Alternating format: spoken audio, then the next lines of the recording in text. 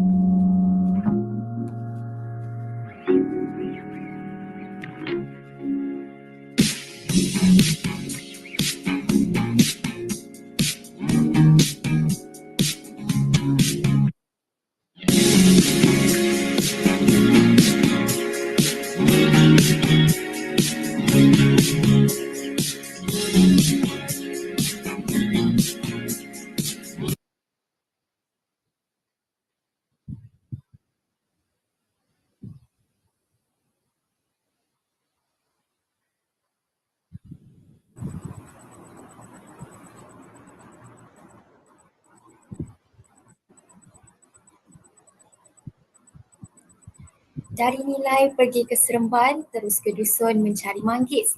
Harap semua berikan perhatian, mohon izin, mulakan majlis. Melayang serindik di atas bermatang, merbak berkicau di hujung muara. Pemanis kata, selamat datang, awal bismillah, pembuka bicara. Bismillahirrahmanirrahim. Assalamualaikum warahmatullahi wabarakatuh. Salam satu Malaysia dan salam w.b.t di hatiku. Yang dihormati, panel hakim yang arif lagi bijaksana, ahli jawatan kuasa pelaksana, para peserta serta hadirin yang dikasihi sekalian.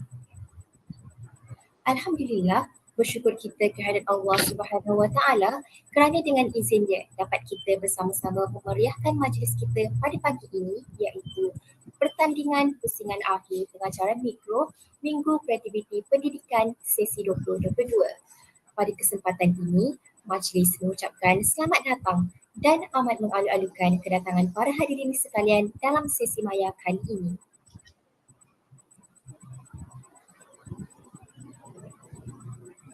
Untuk makluman hadirin, Pertandingan Pengajaran Mikro Minggu Kreativiti Pendidikan sesi 2022 ini telah menerima sebanyak 11 penyertaan dari Institut-Institut Pengajian Tinggi Awam dan Institut-Institut Pendidikan Guru. Juga, 7 orang peserta telah berjaya mara ke pusingan akhir. Tahniah kami ucapkan. Penggiliran para peserta juga telah diatur oleh ahli jawatan kuasa pelaksana pertandingan. Baiklah, majlis akan dimulakan sebentar sahaja lagi. Para peserta diminta untuk memastikan mikrofon sentiasa berada dalam keadaan mood senyap bagi memastikan kelancaran majlis. Kerjasama dan perhatian daripada hadirin sekalian saya dahulukan dengan ucapan terima kasih. Bagi memberkati majlis pada pagi ini, majlis dengan segala hormatnya menjemput Saudara Muhammad Akmal bin Muhammad Azmi Santana untuk memimpin bacaan doa. Dipersilakan.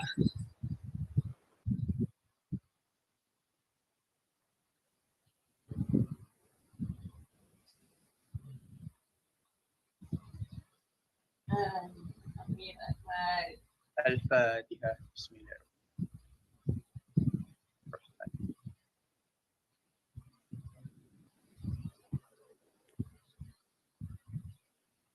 Bismillahirrahmanirrahim. Alhamdulillahirabbil alamin. Wassalatu wassalamu ala asyrafil anbiya'i wal mursalin wa ala alihi washabihi ajma'in. Allahumma innaka ghafurun azim, innaka sami'un alim, innaka ghafurur rahim, innaka rabbul arsyil azim. Ya Allah, Engkaulah yang mempunyai segala kepujian, Engkaulah yang berhak menerima segala kepujian, Engkaulah yang berhak menerima segala kesyukuran, Engkaulah yang berhak menerima segala kesyukuran, Engkaulah yang memiliki segala pemerintahan. Di tangan Engkau segala kebajikan, kepada Engkaulah kembali segala urusan. Allahumma ya Karim ya Rahim, limpahkanlah rahmat dan rahimmu ke atas pusingan akhir pertandingan makluman MKP2022 yang diadakan pada hari ini. Berkatilah majlis dan berkatilah majlis ini dari awal hingga akhirnya. Ya Zajalai wal Ikram. Kami juga memohon perlindungan daripadamu dari segala perkara yang boleh mencacat celakan majlis kami dan daripada segala perkara yang melalaikan kami dan berbuat taat kepadamu juga kami serah segala urusan kami. Rabbana alaika tawakkalna wa alaika anabna wa ilaika masir. Rabbana atina fid dunya hasanah wa fil akhirati hasanah wa qina azabannar. Wa sallallahu ala sayyidina Muhammad wa ala alihi wa sahbihi Muhammad. Walhamdulillahirabbil alamin.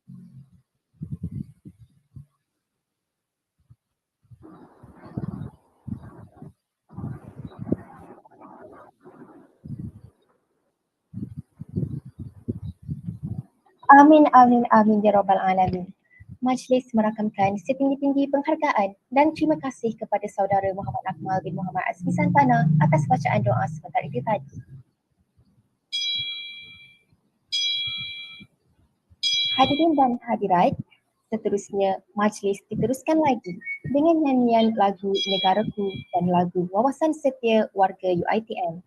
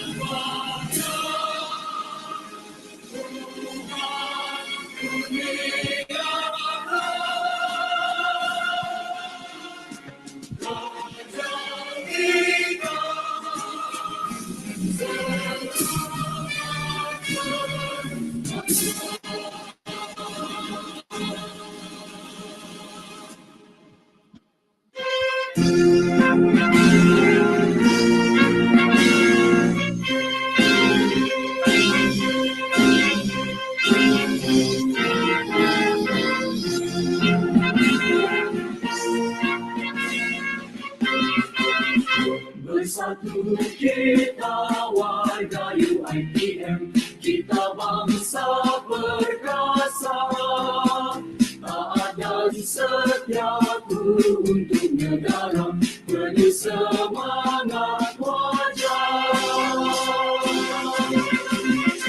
Kita jangan mudah terlupa pengorbanan perjuangan anak bangsa. Kita jangan mudah terleka kemajuan keamanan yang ada. Kita berterima kasih pada pemimpin-pemimpin negara. Kita rasa penuh bersyukur kerahmatan kemuliaan darinya. Kamilah pendukung pewaris bangsa, kamilah pegangan bangsa Malaysia, kamilah warga berwawasan untuk negaraku.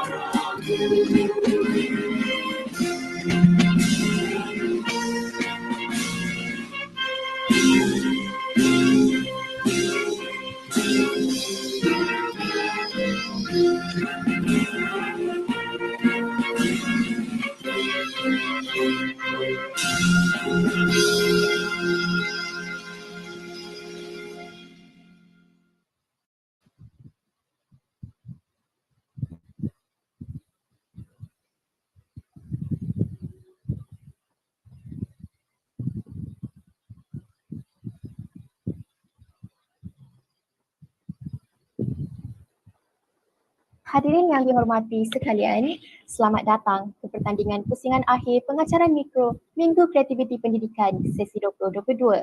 Sebelum pertandingan bermula, izinkan saya membaca beberapa peraturan pertandingan.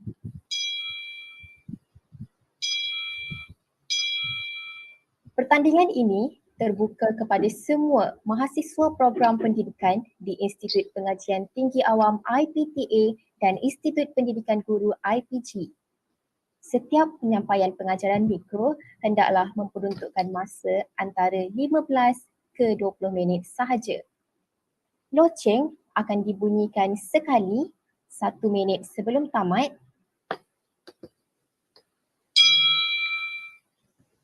dan 2 kali setelah tamat bagi setiap penyampaian pengajaran mikro.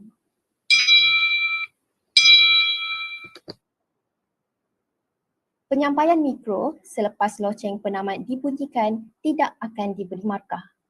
Peserta wajar menitik beratkan silibus atau topik pengajaran berdasarkan DSKP iaitu Dokumen Standard Kurikulum dan Pentaksiran Semakan 2017.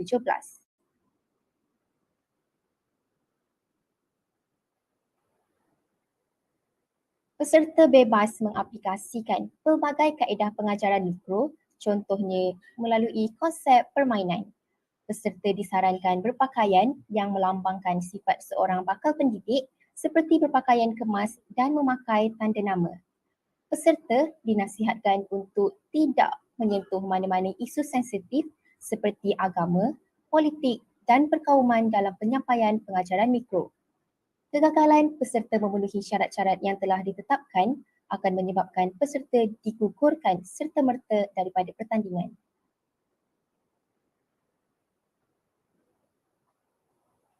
Hadirin dan hadirat yang dihormati, sebelum itu izinkan saya memperkenalkan panel hakim pertandingan pada hari ini, iaitu Profesor Madya Dr. Nabilah binti Abdullah. Penjaga masa pada hari ini ialah saudari Zunnur Ain binti Halim.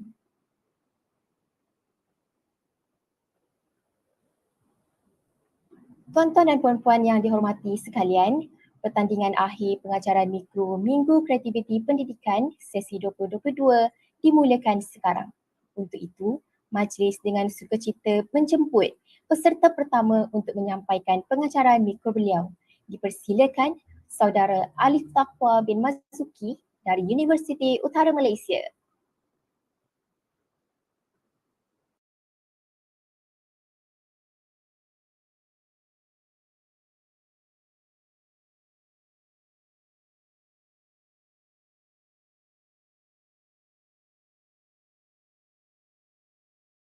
Assalamualaikum warahmatullahi wabarakatuh dan salam sejahtera kepada semua. Harap anda semua sentiasa dalam keadaan sihat dan bersedia untuk memulakan pengajaran kita pada hari ini. Baik, sebelum kita memulakan, bagi yang pelajar Muslim, kita dah ada penghulu kita. Okey, mulakan dengan bacaan doa. Jadi persilakan Aiman. Ya Rabbal Alamin. Terima kasih Aiman. Jadi sebelum kita mula, cikgu nak ingatkan kembali kepada kamu. Ya, tunggu ya. Share.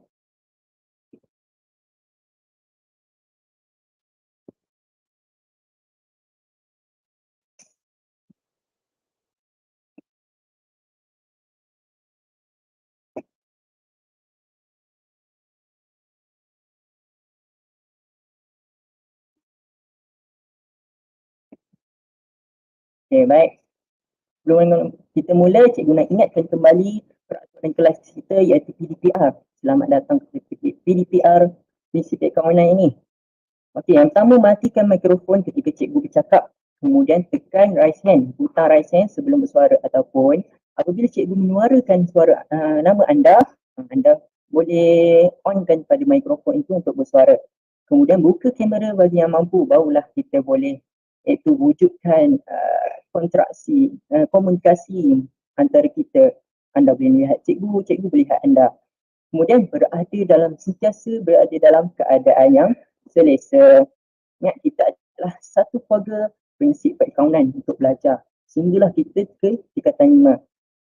Okey, harap semuanya sudah bersedia. Kita akan mulakan. Okey, cikgu nak kamu lihat dulu video ini dengan teliti dan tekankan, fokus pada highlight yang cikgu akan highlightkan. Okay? Kalau aku kaya, kalau aku kaya, kalau aku kaya,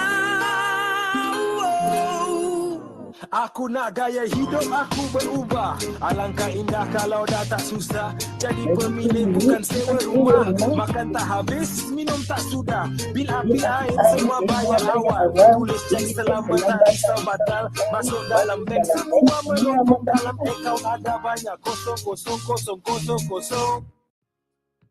Okey, baik.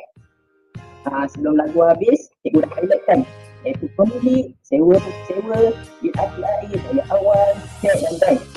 Okey, untuk highlight yang warna kuning ni, cikgu nak tanya, apa kaitannya highlight warna kuning ni dengan topik yang kita belajar ini, ataupun yang warna pink. Ia berkait dengan topik yang kita telah belajar sebelum ini. Jadi yang mana yang dah delete buku tu, dia mesti atas. Okey, jadi satu nak kita jawab. Okey, tak ada? Okey, Fazana. Ya, aset, betul. Warna kuning itu adalah melambangkan aset. Yang warna pink tu dia? Rais. Ya, betul. Yang warna pink kita melambangkan satu perbelanjaan. Satu pemilik rumah adalah sewa rumah pula kita belanja untuk kita duduk. Itu beza kan. Okay, jadi untuk topik yang akan kita pelajari pada hari ini adalah nak bilang pun. Ya, 2.2 iaitu item setiap komponen, akaun perdagangan, untung rugi dan penyata kedudukan kewangan. Jadi buka buku teks kamu yang dah kamu dah ambil tu, yang berada di depan handset ataupun di depan laptop, tablet, buka buku teks kamu dan juga kamus nota yang kita dah buat sebelum ini. Buku teks buka muka surat 40. Kita akan masuk 5 item komponen yang besar yang dah kita belajar sebelum ni, iaitu adanya aset, adanya belanja, adanya liability, equity, pemilik dan hasil. Kita akan mulakan dengan hasil. Jadi semua bersedia? Let's go. Okay, kita masuk pada yang hasil. Apakah hasil? Hasil ni apa? Seperti kita tahu, kita dah usaha keras. Contoh orang yang punya badan no pain, no gain. Kita anak buat punya badan, usaha keras. Kemudian hasilnya dia dapat badan yang sadar. Contoh yang berisi pula nak kurus, mereka dah usaha keras, hasilnya mereka dapat kurus lah kalau hasilnya betul. Jadi dalam perniagaan ni pula, hasil yang diperoleh adalah, ya betul, iaitu pendapatan peniaga yang dijana. Mereka menjual niaga, menjual itu, menjual ini, silah untuk memperoleh pendapatan, serta jualan yang dia hasilkan. Jadi boleh bagi pada dua hasil, iaitu operasi dan bukan operasi. Operasi, apabila operasi dia adalah sumber utama harian perniagaan. Bukan operasi pula adalah secara tidak langsung dengan aktiviti utama. Sebagai contoh ni abang barber kita, dia dah buka perniagaan gunting rambut. Jadi operasi utama dia, hasil operasi dia, ya benar Ustaz. Dia adalah bayaran perkhidmatan, iaitu perkhidmatan dia gunting rambut lah. Hasil dia gunting rambut itulah sumber utama dia, itulah hasil operasinya. Jadi yang bukan operasi, sebagai contoh, ruang kedai gunting rambut itu besar. Iaitu sebahagian tu disewakan pada peniaga gerai makan ke, peniaga gerai produk apa ke, dan sebahagian tu disewakan pada orang lain. Jadi hasil daripada sewa tu menjadilah hasil bukan operasi pada abang barber ni. Jadi bukan operasi ni dia secara tidak langsung, dia tidak berkait pun dengan pendapatan gunting rambut. Okey, kita tengok pada contoh yang lain, iaitu dia ada kode 2. Adanya hasil melibatkan penerimaan wang dan juga ada juga hasil tidak melibatkan penerimaan wang. Contoh hasil melibatkan penerimaan wang adalah jualan, komisen diterima, sewa diterima, dividen diterima dan faedah simpanan. Iaitu kita boleh lihat hasil itu dengan jumlah wang tunai dan kita boleh tukar pada wang tunai. Kemudian hasil yang tidak melibatkan penerimaan wang ni kita catat, tapi wang tu tiada. Kita catat, kita untung di situ tapi wang tak ada. Contohnya pengurangan pertukaran hutang agung dan untung atas pelupusan aset yang kita dah beli, kita lupuskan dia dengan harga yang tengah tinggi untung. Jadi kita untung lah di situ. Okay, ingat dia ada dua, ada melibatkan wang, ada tidak melibatkan wang. Jadi itu berkaitan dengan hasil. Jadi kita akan teruskan pada dia punya partner, iaitu hasil partner dia adalah belanja. Seterusnya apakah belanja? Shopping. Ni mesti Google semua ni tahulah shopping ni. Terutama pada makanan. Saya pun selalu juga shopping makanan. Dia membahagiakan. Okey. Jadi belanja ni dalam perniagaan adalah perbelanjaan perniagaan yang dibayar. Sama juga sebab apa dia cakap dia partner, sebab dia sama. Dia ada operasi dan ada bukan operasi. Operasinya adalah secara langsung belanja yang utama. Perbelanjaan perniagaan yang belanja utama. Contoh, kamu jual bandar. Jadi belanja operasi anda adalah kamu beli baju bandar. Itulah belanja operasi. Dia berkait dengan urus niaga utama perniagaan kita. Kemudian bukan operasi, iaitu secara tidak langsung dengan aktiviti utama. Sebagai contoh, kita ambil balik abang baba lagi. Tak adalah pening-pening, kita ambil contoh yang sama. Contoh belanja operasi dia adalah bil elektrik dan air. Kalau dia tak bayar bulanan, bil kena potong, macam mana dia nak guna mesin? Dia tobek rambut orang tu. So, bil elektrik dan air tu merupakan belanja operasinya. Contoh yang lain, seperti kain ke sekarang macam SOP yang kena pakai plastik, pakai penutup plastik. Itu pun merupakan belanja operasi perniagaan.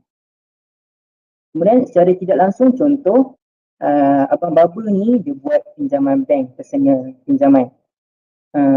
Dia buat personal loan dan faedah atas pinjaman bank tu dia kena bayar.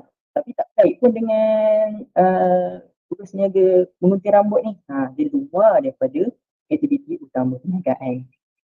Okey, kita pergi pada contoh. Sama juga, dia ada dua yang melibatkan wang dengan tidak melibatkan wang. Untuk yang melibatkan wang adalah belian. Item-itemnya adalah belian, sewa dibayar, gaji dibayar dan komisen dibayar. Dan juga faedah pinjaman. Contoh gaji dibayar. Dia ada pekerja. Dia kenalah bayar gaji tu. Dia kenalah bayar pekerja dia. Kalau tidak beroperasi lah dia punya perniagaan. Jadi sewa dibayar tu juga dikira sebagai belanja operasi. Seterusnya, belanja tidak melibatkan pembayaran wang seperti susut nilai aset. Dia beli mesin mahal-mahal, harga 1,000, setiap tahun mesti ada susut nilai dia. Contoh, setahun dah 2 tahun. Dia nak jual balik dengan harga sama tak boleh. Orang takkan terima. Contohlah kamu beli kereta, dah pakai 5 tahun. Nak jual tak boleh harga yang sama. Mestilah harga yang lebih kurang. Harga yang dah kurang telah disebabkan oleh susut nilai aset. Dia tidak melibatkan wang. Kamu tak lihat pun dia punya jumlah wang turun. Itu adalah bukan belanja. Kemudian hutang lapuk. Iaitu seseorang yang tidak bayar hutang, bankrupt ke ataupun sudah meninggal dunia ke, kita halalkanlah. Maksudnya hutang lapuk ni lebih kurang halalkan hutang tu. Kosong-kosong. Okay, baik. Itu sahaja. Itu untuk belanja. Okay, kita dah pergi pada hasil, kita dah pergi pada belanja.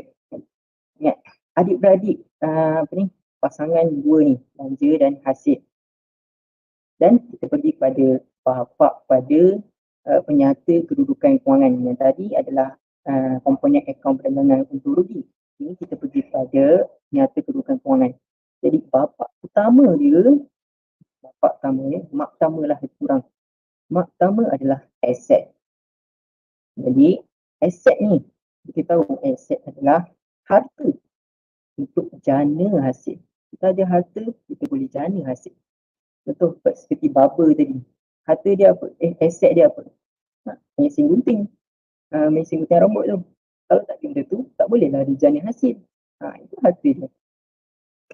Seterusnya, aset ni dia boleh dalam bentuk fizikal, boleh juga dalam bentuk bukan fizikal. Contoh dalam bentuk fizikal, kenderaan. Contoh Grab driver. Nanti kamu dah belajar ke peringkat universiti, selalulah naik Grab ni. Seorang Grab, peniaga Grab ni, servis Grab ni, dia punya aset dia adalah kenderaan. Kalau tak ada kenderaan tu, tak bolehlah dia jana hasil. Betul? Ya. Yeah. Kemudian yang bukan fizikal, iaitu akaun belum terima. Contoh akaun belum terima ni, kita dah jual ke orang tu, tapi orang tu beli secara hutang. Jadi kita dapat lagi hasil tu. Jadi akaun belum terima ni dikira sebagai bukan fizikal sebab kita bermain dengan orang. Bermain dengan orang. Fizikal ni bermain dengan benda. Okay. Itu sedikit tentang aset. Aset terbahagi pada dua, iaitu bukan semasa dan semasa. Pergi pada bukan semasa. Contoh perniagaan JNT. JNT ni adanya van. Dia membuat penghantaran barang menerusi van. Van ni adalah aset dia. Dia boleh hantar delivery barang, dari situlah dia dijana hasil dia melalui servis, pembayaran servis. Jadi ciri-cirinya adalah tahan lama, iaitu lebih daripada 1 tahun tempoh kewangan. Kemudian tahap pencairan yang rendah. Kenapa? Sebab dia sukar tukar pada tunai. Okay. Jadi untuk yang semasa pula, contohnya adalah duit. Kehangat tengok duit kan. Okay, contoh duit ni adalah aset semasa kerana dia tidak tahan lama. Kurang daripada 1 tahun je kita boleh guna. Contoh kita ada 10,000 tak sampai setahun rasa dah habis lah. Jadi aset ni dia bersifat tahap pencairan dia tinggi sebab dia mudah sangat tukar pada tunai ataupun mudah digunakan. Okay, itu mengenai aset. Kita pergi pada dia punya partner dia punya suami dia, iaitu liability. Liability, liar. Saya selalu tekankan bila liar adalah liar. Kenapa? Sebab berkaitan dengan hutang. Penghutang-penghutang ni kadang dia suka nipu, betul tak? Penipu kita cakap tak boleh bayar lagi hutang ni. Sedangkan dah upload sana sini, pergi shopping, pergi berjalan. Tapi hutang tak dilangsaikan. Tidak baik, okey. Hutang mesti dilangsaikan dahulu. Iaitu, liability ni adalah hutang perniagaan yang perlu dijelaskan pada pihak ketiga, iaitu pihak yang dia meminjam lah. Kemudian pihak ketiga itu ada hak untuk tuntut terhadap aset perniagaan. Contoh kita dah bankrupt, tak ada cash, tak ada tunai. Kemudian orang yang kita dah pinjam tu, dia berhak untuk tuntut aset kita. Contoh kita ada kereta aja, tinggal kereta je. Perniagaan kita dah bankrupt. Dia ada hak untuk tuntut kereta kita untuk langsaikan hutang dia. Oleh sebab itulah hutang mesti langsaikan dahulu sebelum melakukan perkara lain. Suami dia, partner dia ni sama juga. Liability ada bukan semasa, ada juga semasa. Jadi liability bukan semasa, contohnya adalah pinjaman jangka masa panjang. Ciri-cirinya mengambil masa lebih daripada 1 tahun untuk jelaskan. Jadi nama dia adalah hutang jangka panjang. Kerana dia lebih daripada 1 tahun tempoh kewangan. Contoh daripada 1 Januari sampai 31 Disember. Sepanjang tempoh tu kamu tak dapat langsaikan hutang dan dia punya tempoh bayaran dia pun lebih daripada 1 tahun tu, dia liability bukan semasa. Contohnya seperti ini, pinjaman perumahan. Tempoh pembiayaan sehingga 35 tahun. Lebih daripada 1 tahun kan. Jadi ini adalah liability bukan semasa. Jadi untuk yang liability semasa, contohnya overdraft. Overdraft ni apa? Saya pun dulu first time tak dengar. Jadi bila dah ada bank ni, kita tahulah. Contohnya seperti ini, ada kad ATM kita ni, boleh nampak? Kad ATM ni, dalam ni ada RM10. Kita pergi ke kedai, kita bayar untuk RM50. Tapi dia tak tolak sebab kita dah buat pinjaman overdraft. Bank yang top up baki yang tak cukup tu. Itulah overdraft. Dia mengambil masa kurang daripada 1 tahun untuk menjelaskannya. Overdraft ni kena bayar awal. Tak boleh lebih setahun. Dia merupakan hutang jangka pendek iaitu kurang daripada 1 tahun kewangan. Contoh lain adalah akaun belum bayar. Itu ada peniaga, ada yang kita beli barang pada dia secara hutang ataupun secara kredit. Itu kita tangguhkan pembayaran kita. Itu merupakan akaun belum bayar. Jelas? Equity dan hasil ada partner dia. Aset dan liability partner dia. Kita pergi pada yang single, iaitu equity pemilik. Equity pemilik. Saya tekankan pada pemilik kerana pemilik adalah modal. Iaitu sesuatu pemilik perniagaan membawa masuk modal untuk memulakan perniagaan. Pemilik ini boleh jadi kita, boleh jadi pihak ketiga. Contoh pihak ketiga, bank lah biasanya. Ataupun kawan kita ke yang menyumbangkan modal untuk kita mulakan perniagaan kita.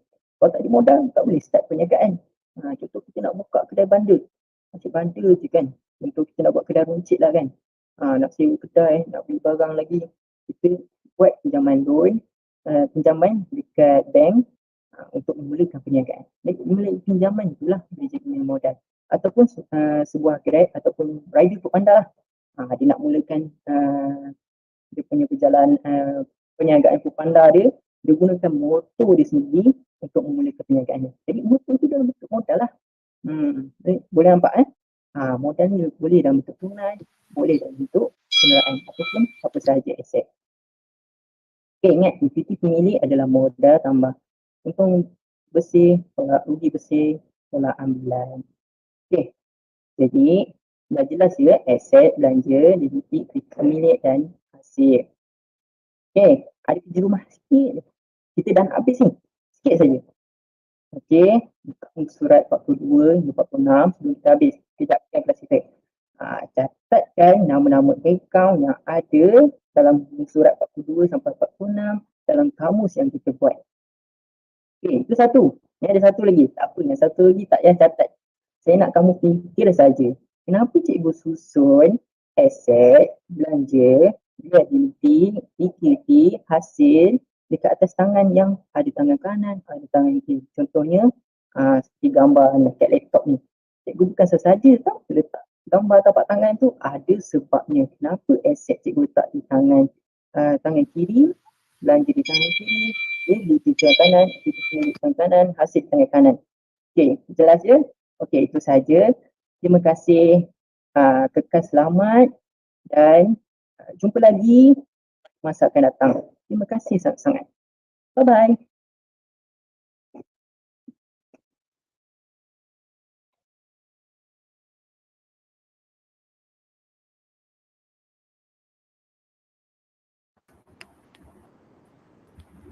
Terima kasih diucapkan kepada saudara Alif. Menarik betul penciptaan beliau. Kebetulan saya juga bekas pelajar perakaunan. Baiklah, majlis diteruskan lagi. Oleh itu saya mempersilakan peserta kedua untuk menyampaikan pengajaran mikro beliau. Dipersilakan Saudari Nur Syafiqah binti Abdullah dari Universiti Kebangsaan Malaysia.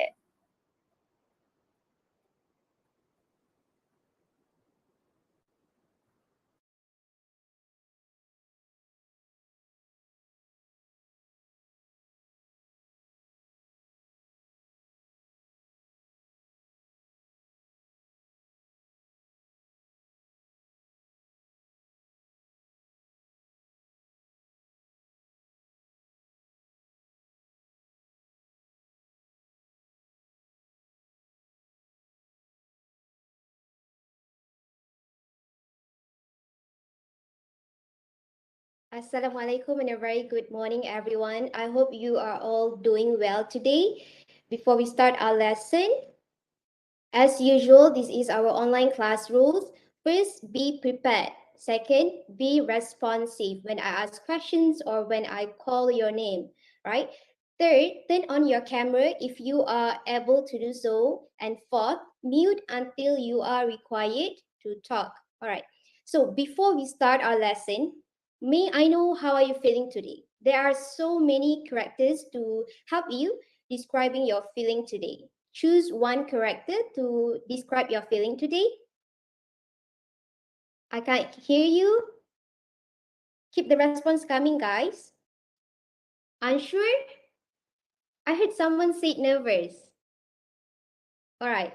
Yes, excited. That is the spirit I want. I am glad that most of you are excited because I am excited too. All right. I hope you are all set because it is time for you to focus on our lesson now. To the next slide.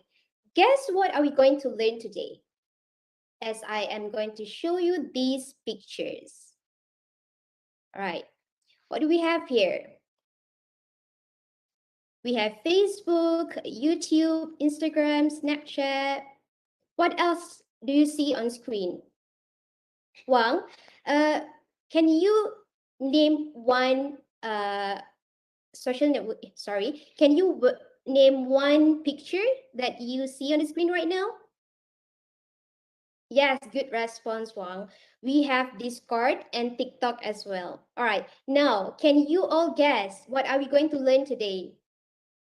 Yes, go on, Mira. Social media? That is a good answer. Thank you, Mira. So today we are going to learn about social networking site under the theme of science and technology. And we also going to focus on a little bit of grammar aspect, which is present perfect tense. Are you all following me so far? Good. Thank you for the response. So let us take a look at our learning objective today. First, by the end of today's lesson, you will be able to provide a definition of social networking site and at least 3 social networking sites using a circle map. Second, to identify at least 3 advantages and 3 disadvantages of social networking sites using a tree map. And thirdly, answer at least 3 present perfect tense questions correctly. All right, so what is social networking site? Today, let us take a look at this blank circle map, and we will try to fill in this map. This map together. All right. So, do you know why we use circle map, not the other maps like tower map or tree map? Yes, good one. Yes, good one. We use circle map to define things or ideas. Okay. So as you can see, the inner circle, the yellow one, is the main topic and main idea. Keywords about the topic being discussed are written in the inner circle. It also known as main topic or main idea. All right. Next, the outer circle, the blue one is filled with information that you know about the topic. The information could be definitions, ideas, or examples. Okay, so the white frame. The white frame is used to state the source or reference or point of view from many sources, like where do you get the information from? All right, so for today, our main topic is social networking site, or better known as SNS. So what is SNS? Okay, SNS is a social networking site, or it also known as SNS. All right. So it is an online platform which people use to build social networks or social relationships with other people. So what else do we know about SNS? SNS allows us to share ideas, interests, photos about our real life events with our friends within our social network. All right. Next, it also connects people. It connects family and friends digitally and remotely. These are the examples of social networking sites. So, how do we know all this? How do we know all of this amazing information? Okay, the source of information is different according to people. It depends on your reference. So here, as for me, I know about social networking site from television, Wikipedia, family, news, magazines, and also from my teachers as well. It could be more for you. Okay, a question for all of you. What can you understand from this circle map that we have discussed? Yes, Mira? Good response. Thank you, Mira. Okay, SNS is a way for people in the offline world to stay connected, regardless of the distance, difference in time, or other specific barriers. All right.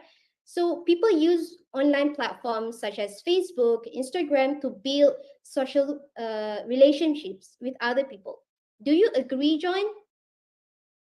Yes, you agreed. So if you do not mind sharing with the class, what is your favorite networking site, John? Instagram? Thank you for the response. I love Instagram too. All right. So moving on to our first activity, create your circle map. So please listen to me carefully. For the activity 1, using a circle map, you need to give a definition of social networking site based on your understanding and give 3 examples of social networking sites you enjoy the most. So I'm going to give you some waiting time.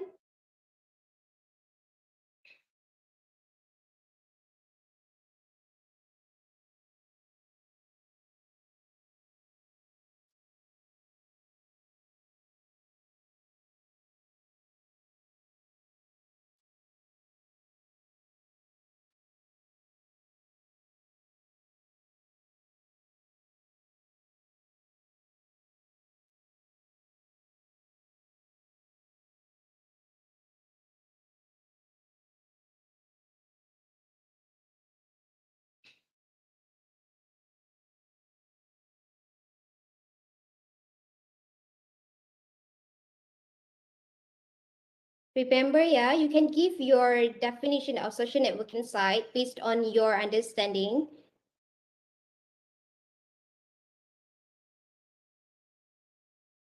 How are you all doing so far? Good. 1 minute left.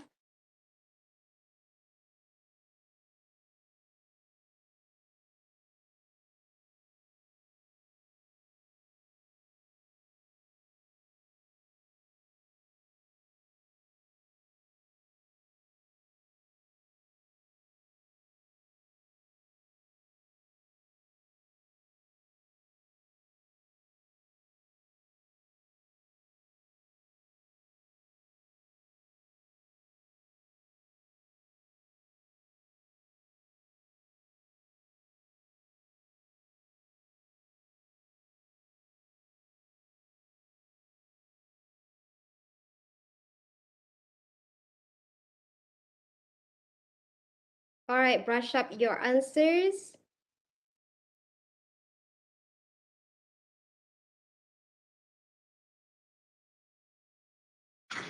All right, time is up. Okay, so for the second activity, I need you to create your tree map. The instruction is as follow. Identify the advantages and disadvantages of social networking sites and organize them accordingly in the tree map below. You may add your own points based on your knowledge and experience as well. So before that, I want you to watch this video. Pay attention to the video, right?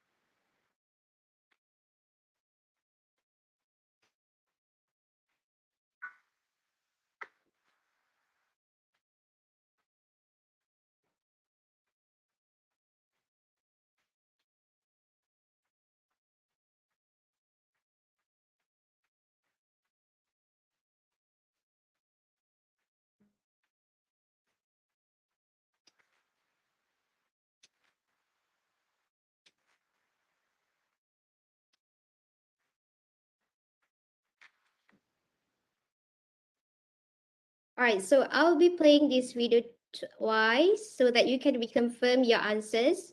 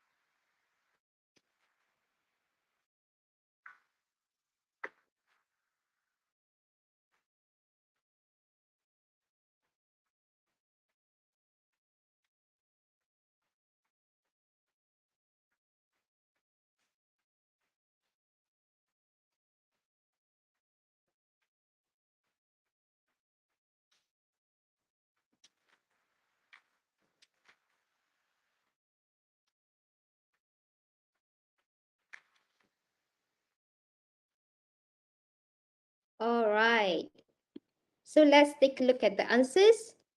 So these are the answers from the video. As you can see on the screen, we have 3 advantages and 3 disadvantages from the video.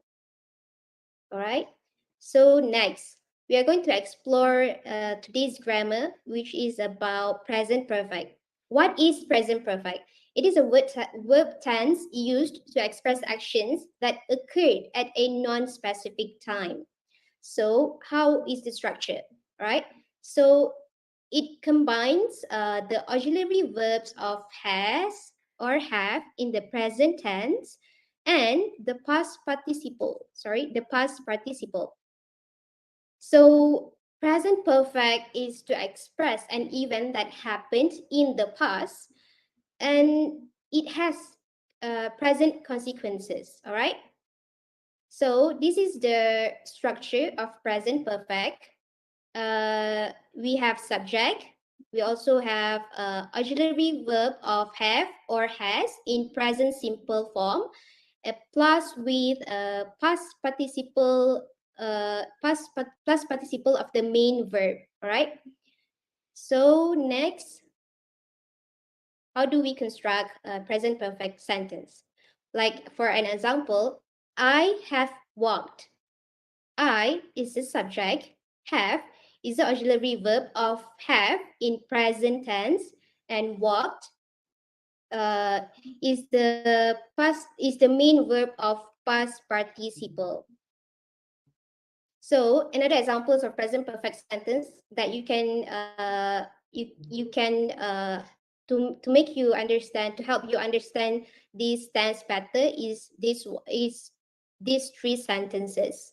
We are going to take a look at these sentences one by one. So present perfect is action that happened in the past and the time is not specified. All right. So the first sentence is an interrogative sentence. It asks a question, right? Have you ever traveled to Singapore before? Have is the auxiliary verb of have in present tense. Travel is the past participle of the main verb. Ever is ever and before in the sentence is two examples of adverb that we frequently use with present perfect sentences. All right. So next sentence is an affirmative sentence. I have traveled to Singapore before. I is the subject. Have is the auxiliary verb of have in present tense. Travel is the past participle of the main verb, right? So next is the negative sentence. It says, I have never traveled to Singapore before. So I is the subject, have is the auxiliary verb of have in present tense. Never is another adverb of time. Traveled is the past participle of the main verb. And before is also another adverb of time that we use frequently with present perfect sentences. Are you all following me so far? Good, that is good to know. Thank you for responding. So the written quiz, I know you guys must be shocked, right? But it is all right. We are going to do this individually, all right? So this is the assessment. I already shared with you this assessment in the WhatsApp group. So please take a look at this assessment and complete this assessment in today's lesson. So I'm going to give you waiting time for complete this assessment.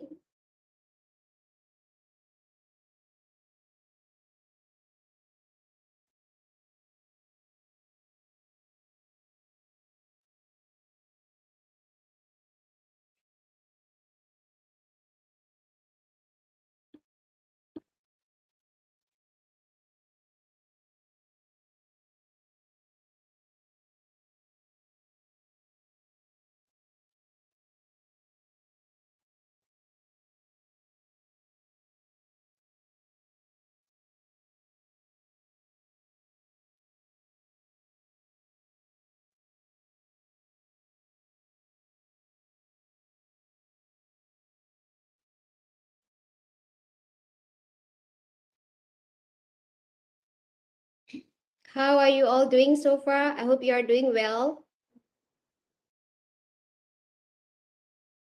Please try to complete all the questions, yeah?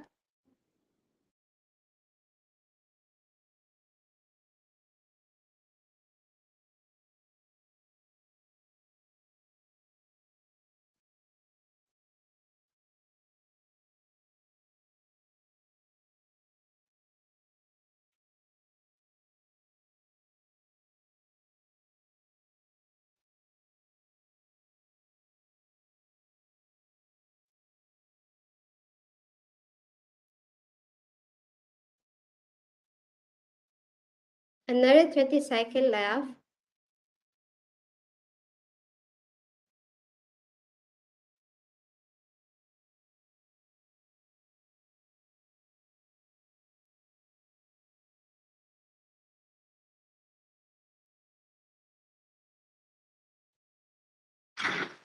All right, time is up.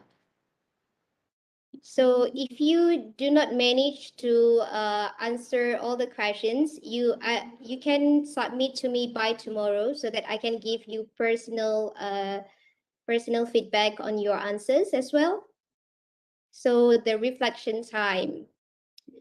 I need 2 people to volunteer answering these questions. First, what have you learned today? And second, why is it important to use social networking sites moderately? Oh, no one wants to volunteer? All right, I will pick both. I will pick 2 of you. John, what have you learned today? You learned social networking site? Yes. Okay, you also learned present perfect tense. All right. So, Alia, the second question, why is it important to use social networking sites moderately? That is a great response, Alia. Thank you for responding, John and Alia. So, I need to know, how do you feel about today's lesson? Yes, Wang, go on. Happy and surprised? I'm glad that you're happy. Why are you surprised, Wang? Yes, I am surprised too. There are so many social networking sites that we haven't known and yet to explore. So I hope that everyone will take time to learn and to get familiarized with these social networking sites. All right. So, summary of today's lesson. We are coming to an end of today's class. To summarize, there are many social networking sites we can explore, but the most important thing here is, as digital users, we need to know the important thing is we need to know the advantages and disadvantages of social networking sites that we use.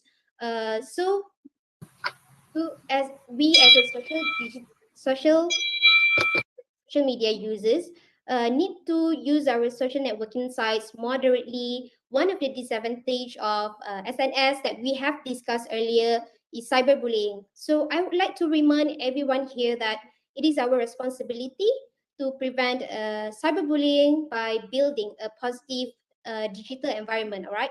Today you also have learned about present perfect tense, which will help you to describe an action that happened in the past. The time is not specified, and it also has present consequences. Any question before we left?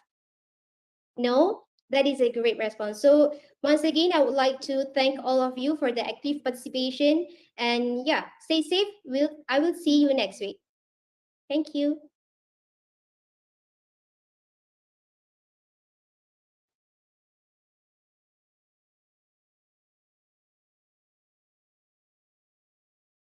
Terima kasih diucapkan kepada peserta kedua. Seterusnya kita persilakan peserta ketiga untuk menyampaikan pengajaran mikro beliau. Dipersilakan Saudari Stephanie N, anak perempuan Lawrence dari Universiti Utara Malaysia. Baik, terima kasih. Okay, selamat pagi semua dan selamat pagi pelajar-pelajar. Baiklah, hari ini semua sihat ke? Sihat? Wah, okey, inilah respon yang cikgu nak. Baiklah, hari ini kita akan belajar satu pengajaran yang sangat menarik dan saya harap, cikgu berharap semua dapat memberi kerjasama dan respon yang baik. Tapi sebelum tu, mari kita lihat dulu, mari kita tonton sama-sama satu video yang cikgu sediakan. Dari video ini, cikgu nak anda ambil input-input melalui video ini dan melalui video ini kita akan belajar apakah topik yang kita akan belajar pada hari ini. Saya cikgu share screen.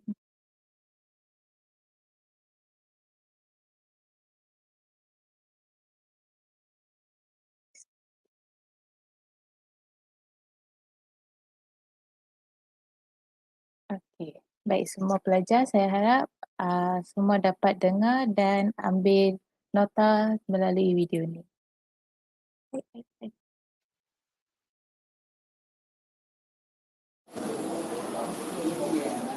Korang tak bosan ke? Bosan ke? Kita taman tu. Boleh. Taman taman. Jom. Okay, kat orang main gosong tak? Okay, jom. Goyang.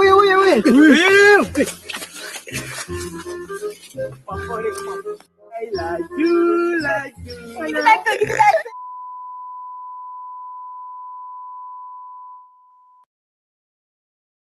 Lately, I've been losing. Esokan hari ini.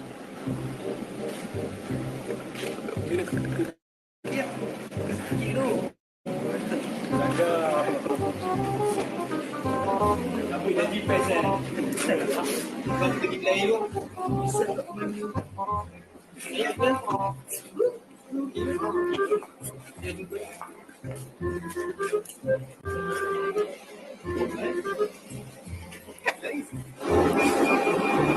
Besar mesin ni. Jangan merosakkan harta benda awam. Orang lain juga hendak menggunakannya. Minggu lepas. Mana hari ni? Mana kan? Ui. Masukkan sampah ke dalam tong sampah.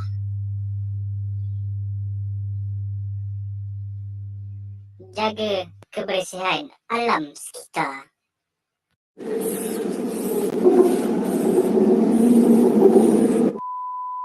Jangan menconteng di tempat yang tidak sepatutnya. Hentikan vandalisme.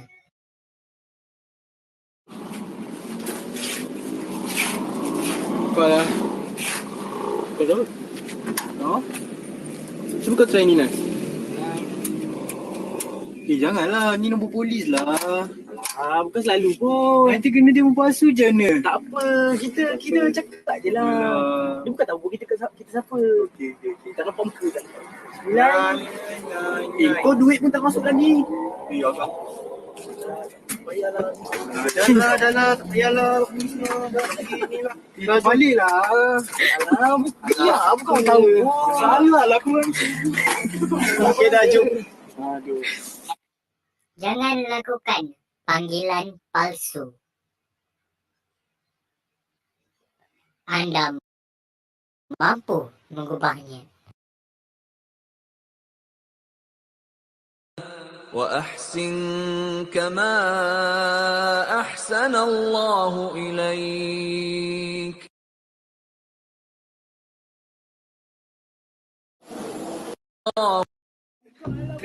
الله حكيم.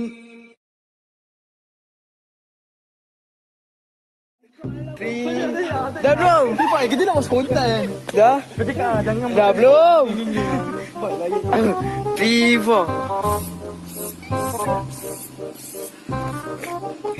3, 4.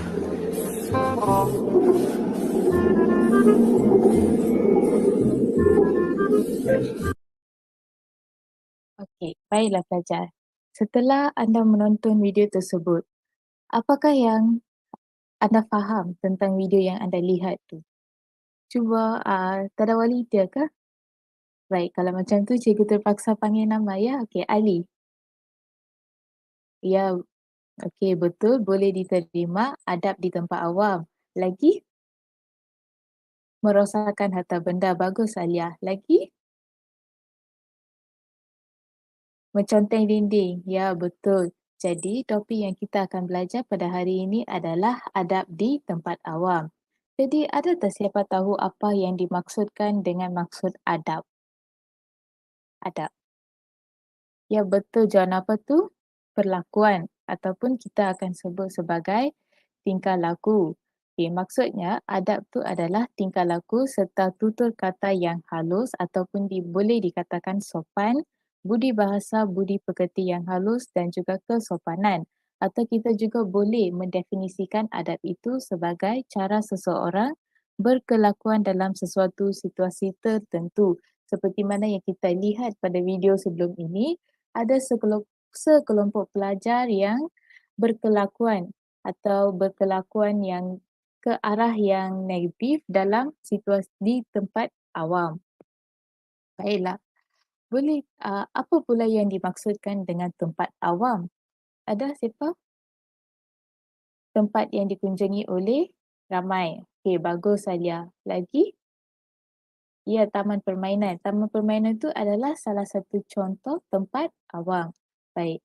Okey, tempat awam ini ialah tempat yang secara amnya terbuka kepada semua individu ataupun boleh diakses oleh orang ramai. Maksudnya semua masyarakatlah penduduk kita boleh gunakan tempat awam yang disediakan. Okey, baik. Okey. Saya minta semua pelajar untuk memberikan contoh-contoh tempat awam yang anda tahu. Bagus, hospital. Lagi, tandas awam. Ya, tandas awam tu memang kita lihat di banyak tempat. Okey, baik. Taman permainan. Bagus, bagus. Okey. Ini adalah contoh-contoh kemudahan awam yang kita dapat lihat di negara kita. Contohnya balai polis, tandas, perhentian bas, masjid, tempat-tempat ibadah, okey, hospital, taman permainan, pejabat pos, dewan, balai bomba dan lain-lain lagi. Jadi ini adalah contoh-contoh tempat kemudahan awam yang terdapat di negara kita. Baik. Seperti mana yang kita tahu, kita sebagai seorang pelajar, kita haruslah mematuhi peraturan di tempat-tempat awam, bukan sahaja di rumah ataupun di sekolah. Sekolah pun adalah salah satu tempat awam, namun kita juga perlu aplikasikan adab kita di tempat-tempat awam. Begitu juga kita sebagai pelajar, kita haruslah ikut peraturan-peraturan yang telah disediakan atau ditetapkan di negara kita. Contohnya Ali. Kalau Ali kan, Ali pergi perpustakaan, adakah ini wajar untuk Ali conteng buku ke atau melempar buku, lepas guna buku tak simpan balik? Adakah itu wajar? Ya, salah. Itu adalah tindakan yang wajar, tidak wajar diikuti oleh semua pelajar ataupun semua individu. Begitu juga yang kita sering melihat ramai yang melakukan vandalisme. Kita memang melihat isu-isu vandalisme ni semakin meningkat di negara kita. Jadi vandalisme ni harus dikurangkan. Kita sering melihat ada yang conteng dinding guna spray semua. Ya, betul Aisyah pernah nampak. Ya, betul. Itu adalah salah satu kelakuan yang perlu kita abaikan. Sebab kita sebagai pelajar ataupun individu di negara Malaysia ini, kita haruslah mengikuti semua peraturan-peraturan yang telah pun ditetapkan. Begitu juga diri kita sendiri. Kita sebagai pelajar wajib mengikut semua peraturan. Baik, kita sekarang belajar moral. Jadi moral tu mestilah ada nilai murni. Jadi apakah nilai murni yang anda rasa, pelajar-pelajar yang anda rasa wajib diikuti oleh setiap individu di masyarakat di negara kita? Ya, bagus Siti. Apa itu bertanggungjawab? Okey, lagi kita ada banyak nilai universal kan yang kita pernah belajar awal kelas. Ya, betul. Lagi baik hati. Lagi kejujuran. Okey, bagus. Lagi, ya, okey, baik. Di sini terdapat sebanyak 18 nilai universal yang kita pernah belajar dari awal kelas. Jadi, bertanggungjawab, berdikari, harga diri, kerajinan, berterima kasih dan banyak-banyak lagi nilai murni yang kita harus ikuti dan patuhi dari di mana-mana sahaja kita berada. Contohnya, kalaulah kita ambil contoh, kita pergi tandas awam. Sebab tandas awam ini adalah satu tempat awam yang memang setiap kali pergi je akan ada masyarakat yang gunakan. Apabila kita guna tandas awam, kita perlu fikir pasal individu lain yang akan gunakan. Jadi kita tidak perlulah menyepahkan tandas awam. Kita perlu menjaga kebersihan tandas awam itu juga. Selepas guna tandas awam, kita kena tahu kita kena sirap curahkan air agar dia tidak nampak kotor dan orang yang seterusnya dia akan rasa sesuai dan dia akan rasa selesa menggunakan tandas awam. Jadi cikgu berharap pelajar-pelajar yang ada di hadapan cikgu ini akan mengaplikasikan ke semua nilai universal ini dalam diri mereka sendiri. dan mengaplikasikan apabila anda keluar ke tempat-tempat kemudahan awam.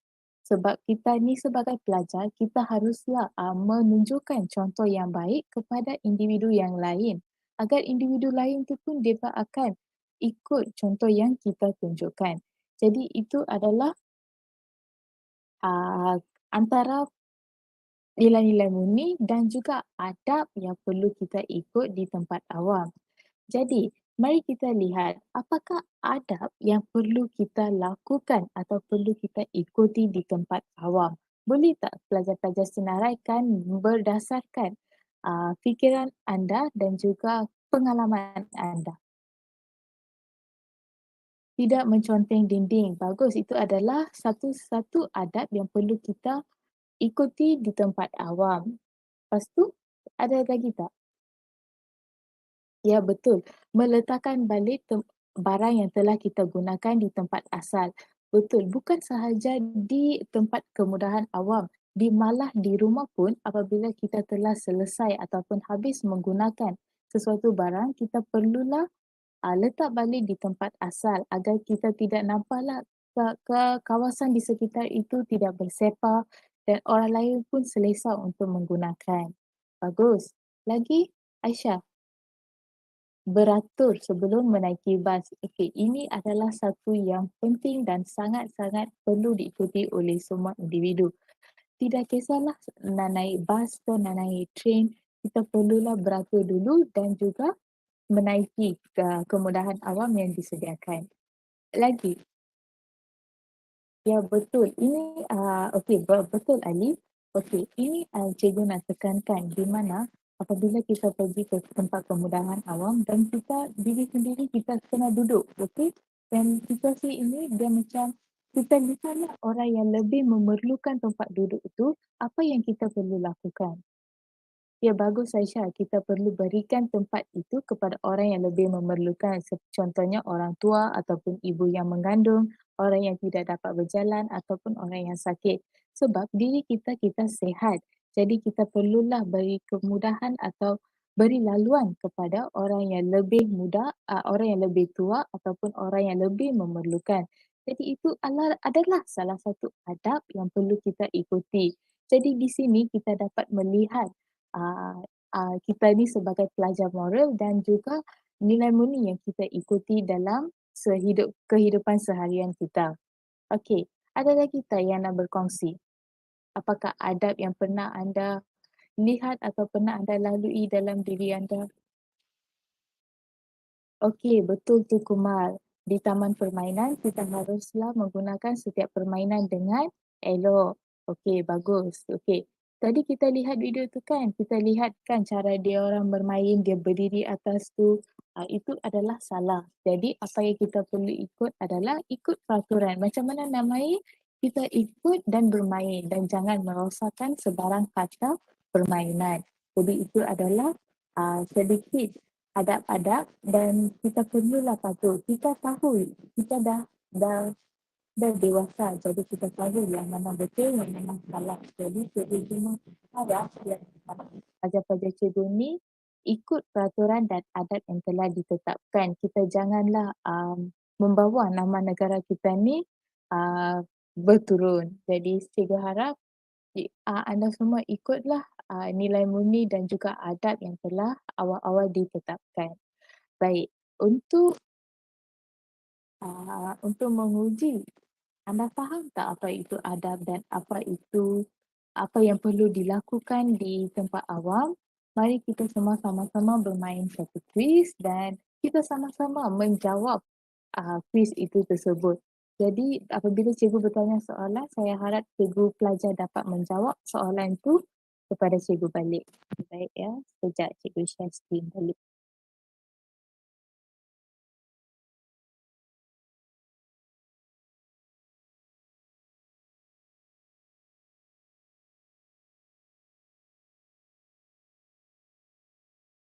Okey, baik.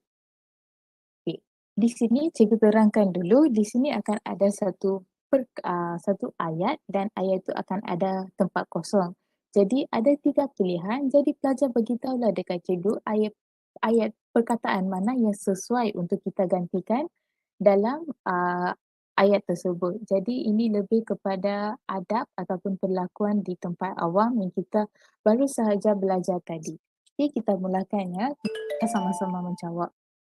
Okey, soalan pertama, memakai pakaian sopan dan okey, yang ni contohnya macam kalau kita pergi ke tempat beribadah atau ke sekolah atau di mana-mana sahaja, kita haruslah berpakaian yang sopan dan ya bagus, yang sopan dan sesuai. Okey, sesuai.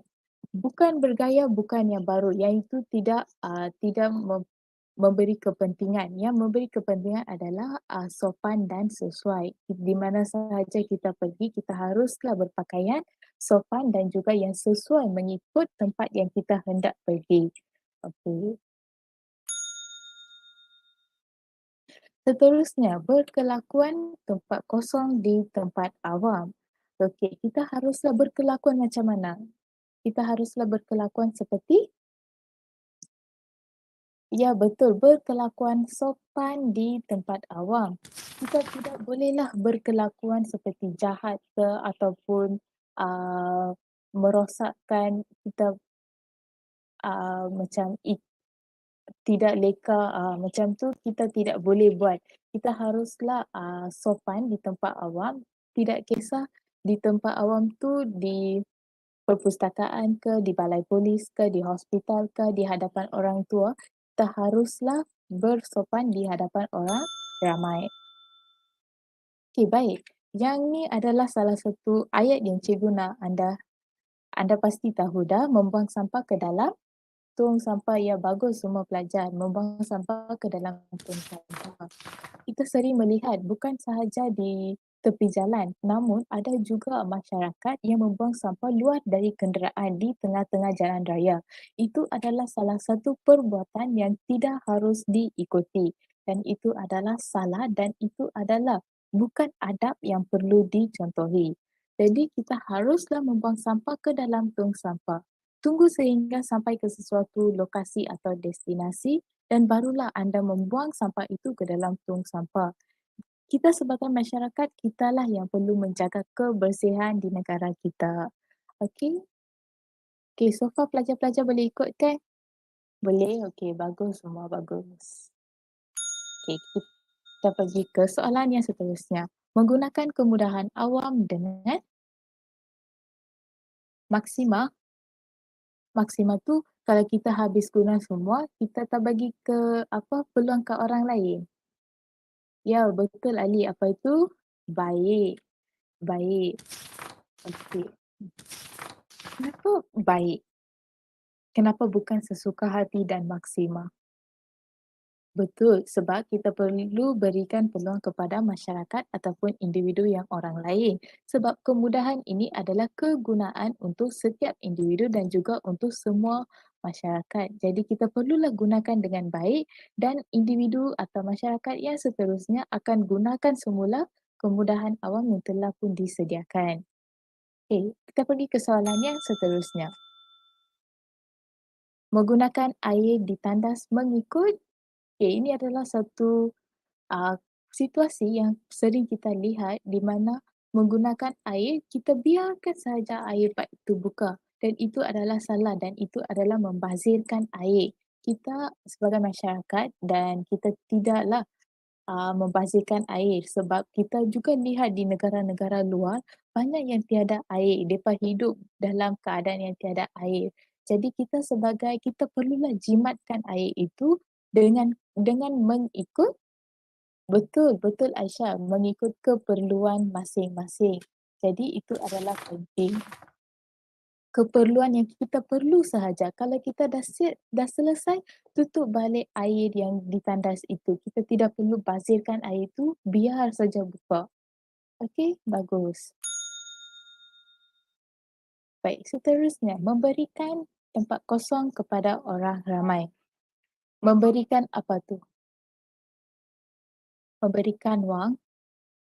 Bukan. Memberikan wang itu adalah satu tindakan di mana kita memberikan sedekah ke yang itu boleh diklasifikasikan sebagai satu adab juga. Tapi dalam situasi ini kita perlulah memberikan laluan kepada orang ramai. Seperti mana yang cikgu terangkan sebelum ini, kita memberikan laluan kepada orang yang lebih memerlukan. Contohnya ibu mengandung ke, orang tua ke, kita perlu memberikan laluan kepada orang yang lebih memerlukan. Dan betul juga kita perlu memberikan salam, tapi bukan kepada orang ramai. Maksudnya bukan, dengan kata lain kita panggil stranger kan. Kita tidak perlu beri salam kepada stranger ke apa. Kalau kita senyum itu lain, tapi beri salam kita perlulah tahu had kita. Jadi dalam situasi ini kita perlu memberikan laluan kepada orang ramai yang lebih memerlukan. Okey, bagus pelajar. Saya nak semua pelajar aktif macam ni ya. Okey, baik. Kita pergi ke soalan yang seterusnya. Merokok di tempat dan ruang yang betul Aisyah, apa? Dihaskan.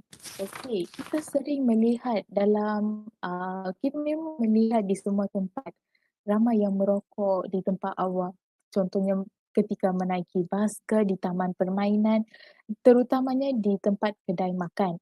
Dan kita pun sebelum ini pernah keluar isu pasal merokok di tempat kemudahan awam telah pun dibankan. Tapi namun ada juga masyarakat yang masih merokok di kemudahan awam.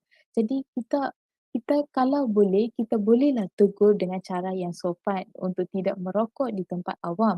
Tapi negara kita juga menyediakan tempat khas untuk merokok. Jadi kita bolehlah menggalakkan ataupun memberi nasihat kepada orang yang merokok ini untuk tidak merokok di tempat kemudahan awam. Namun boleh pergilah ke tempat-tempat yang telah dihaskan di negara kita. Jadi ini akan juga mengurangkan risiko jangkitan kepada diri kita sendiri dan juga individu yang lain yang tidak merokok. Okey, faham tak pelajar-pelajar? Faham? Okey, bagus. Okey, kita pergi ke soalan yang seterusnya. Tempat kosong papan tanda di kawasan awam. Okey, apa perkataan yang sesuai? Ya betul, mematuhi papan tanda di kawasan awam.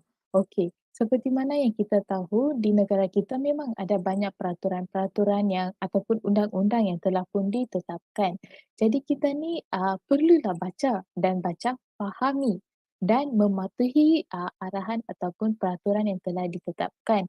Ke mana-mana sahaja kita pergi pasti akan ada undang-undang. Tidak merosakkan harta benda, gunakan dengan seeloknya. Kita tidak boleh membazir air, tutup paip selepas digunakan, dan itu adalah peraturan-peraturan dan juga undang-undang yang telah pun ditetapkan dan itu adalah untuk kegunaan masyarakat ataupun diri kita sendiri. Jadi kita perlulah patuhi dan ikuti setiap undang-undang dan peraturan yang telah pun ditetapkan. Jadi mematuhi papan tanda di kawasan awam. Okey, betul. Bagus belajar. Okey, nice. Okey, seterusnya memberikan tempat duduk kepada orang yang tadi baru cikgu beritahu. Ya, bagus Syafiq. Apa itu? Orang yang lebih memerlukan. Orang yang lebih memerlukan maksudnya orang yang lebih tua dari kita ke, orang yang ibu mengandung, orang yang sakit. Sebab diri kita sihat.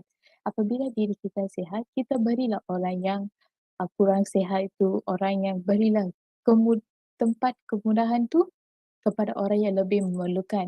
Di sini kita dapat melihat anda sebagai seorang pelajar bermoral yang mengaplikasikan kesemua-semua nilai murni dalam hidup anda.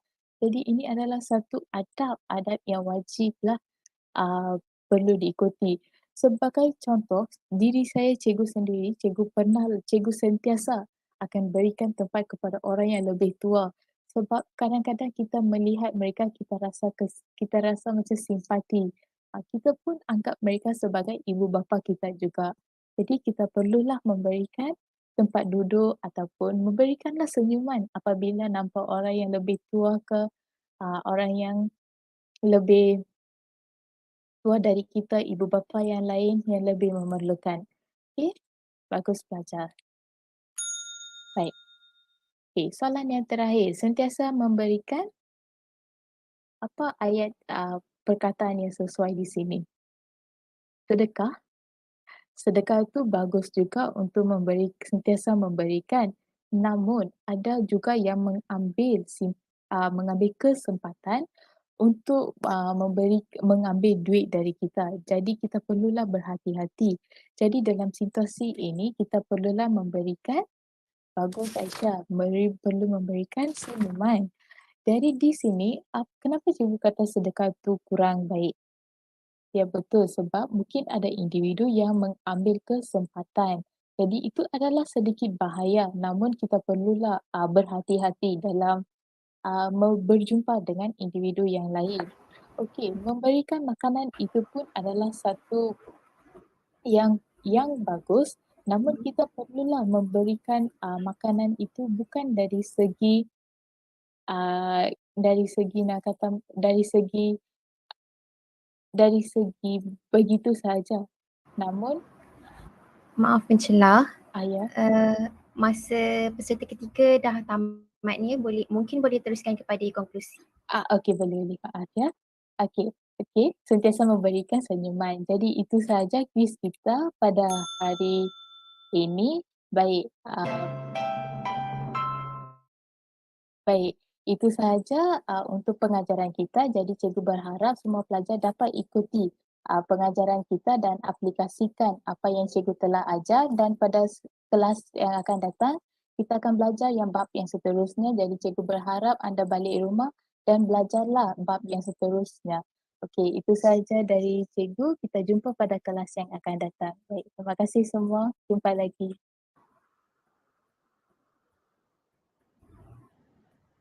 Baiklah, terima kasih diucapkan kepada peserta ketiga atas penyampaian mikro beliau berkenaan adab-adab di tempat awam. Seterusnya, majlis diteruskan lagi dengan mempersilakan peserta keempat untuk menyampaikan pengajaran mikro beliau. Dipersilakan Saudari Nur Adlin binti Saad dari Universiti Teknologi Mara.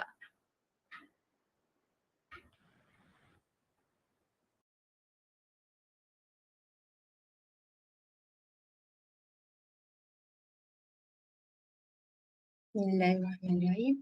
Hello everyone, Assalamualaikum. Alright, so welcome back to my class, physics class with Miss Adlin. Alright, so before we start class, I hope all of you are in a good condition, and if you are not eat yet, you can drink in my class. Alright, so I hope you're ready. Yes, thank you. Okay, so before we start class, we have to watch the video and guess what is our topic today. All right? Okay. So you can see that the object producing wave. So in here we have two objects. You can see that the wave is overlapping, right? So anyone know what is the phenomena happen here? Yes, Liana? All right. Let's see if the answer is correct or not. Okay.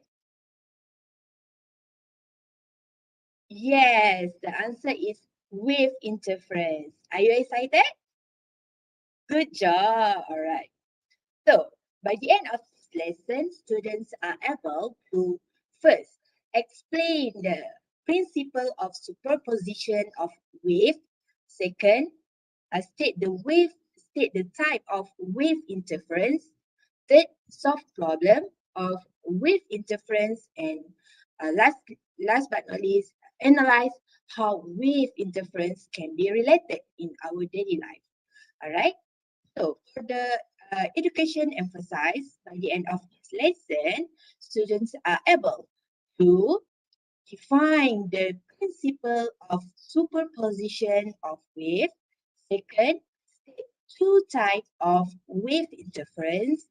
Third, solve problem involving the wave interference. And last but not least, give example of the application of wave interference in daily life. So, based on the video that you watched earlier, the keywords in our topic today is overlapping or overlap. All right. So let's recap the previous topic, which is the characteristic of wave. So here we have amplitude. Anyone know what is the meaning of amplitude? Yes, Aisha? Yes, good job, correct. The amplitude is maximum displacement, all right? The height is mentioned here is amplitude. So the red dotted line here is crest. So what is crest actually? Okay, crest is the highest point of the wave. Okay, wave, all right. How about truth? Yes. Okay, anyone want to answer? Yes, Sharif? Okay, good job. Okay, the truth is the lowest point of wave. Okay, how about the wavelength? Izzul, do you want to answer? What is the meaning of wavelength? Good job. Okay, wavelength is the distance between two consecutive point in phase, which is the one complete oscillation of wave. All right. So next, the wave is an interaction. If the wave or the wave have the object, it will reflect on the object and producing wave. The two object or two coherent source produced here, we call it interference. Okay, I want you to remember the phenomena here on our topic today is interference. That means the overlapping between two waves. Okay, so the before the previous or early, I said about the principle of superposition. So what is meaning of the principle of superposition here? Okay. Yes. Okay. Yes. The principle of superposition states that when two waves overlap, yes, the keyword here, two waves overlap, the resultant displacement in the sum of the individual displacement of the two waves. That means the first wave produce the displacement of the wave, and the second wave produce the second displacement of the wave. The sum of two waves producing will produce the resultant displacement, means A plus B, with A plus with B. Then produce the overlapping wave, which is interference wave. That's what the principle of superposition states. All right. So if you can look at this diagram, first wave, or we call the first interference, meet the second interference, will produce the resultant displacement. Here, the y-axis is the resultant wave that produced by overlapping between two waves. Okay, so we have two types of wave interference. What are they? Anyone want to guess? Yes, Camilla? Yes, the first one is constructive interference. How about the second one? Yes, Tika? Good job. The second one is disruptive interference. All right, so I want you to bear in your mind, which is the constructive interference is positive or negative, that we have two types, crest and truth and truth. How about disruptive? Disruptive interference occur when crest and truth meet. It will produce zero resultant displacement. Okay, so constructive interference, what an increase in constructive interference? Yes, increase in constructive interference is displacement or the amplitude of the wave. How about okay, before that, I want to show you what constructive interference look. Okay, so constructive interference occur when two crests or throws overlap to form a bigger amplitude. So that means when the crest meet crest, it will produce the resultant of two crests, produce the overlapping of the wave. That means it will produce bigger amplitude. How about throws and throws? When throws and throws meet, it will produce the bigger amplitude also. So how about the destructive interference? Okay, destructive interference, it will occur zero. I will show you after this. So let's see the constructive interference first, how the wave overlap between two. Okay. Yes. Okay. Yes. Okay.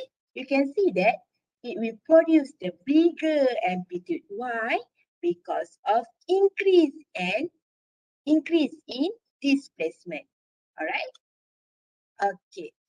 Next, disruptive interference. So disruptive interference will occur decreasing in resultant displacement or displacement, or we call it amplitude. All right. So it will occur decreasing ataupun decrease. So disruptive interference decrease. So D here, I want you to remember D will D stand for disruptive. I want you easy to remember. D decrease for disruptive interference.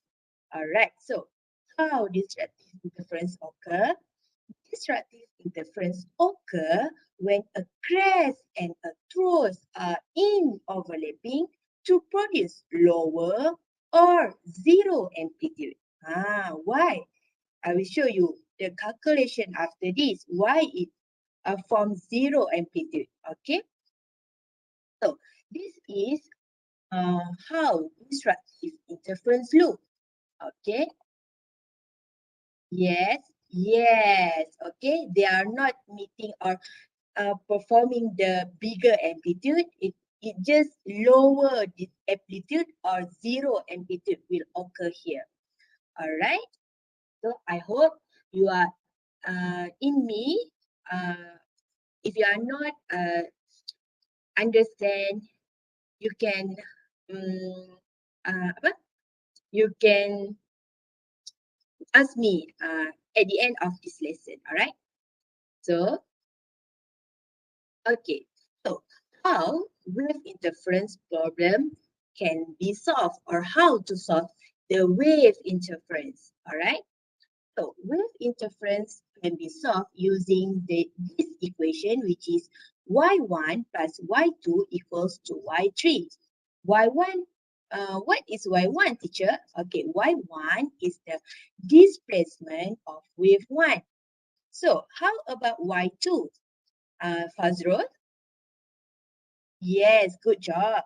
Y2 is the displacement of wave 2. So wave 1 plus wave 2, displacement 1 plus displacement 2 will occur resultant displacement, which is y3.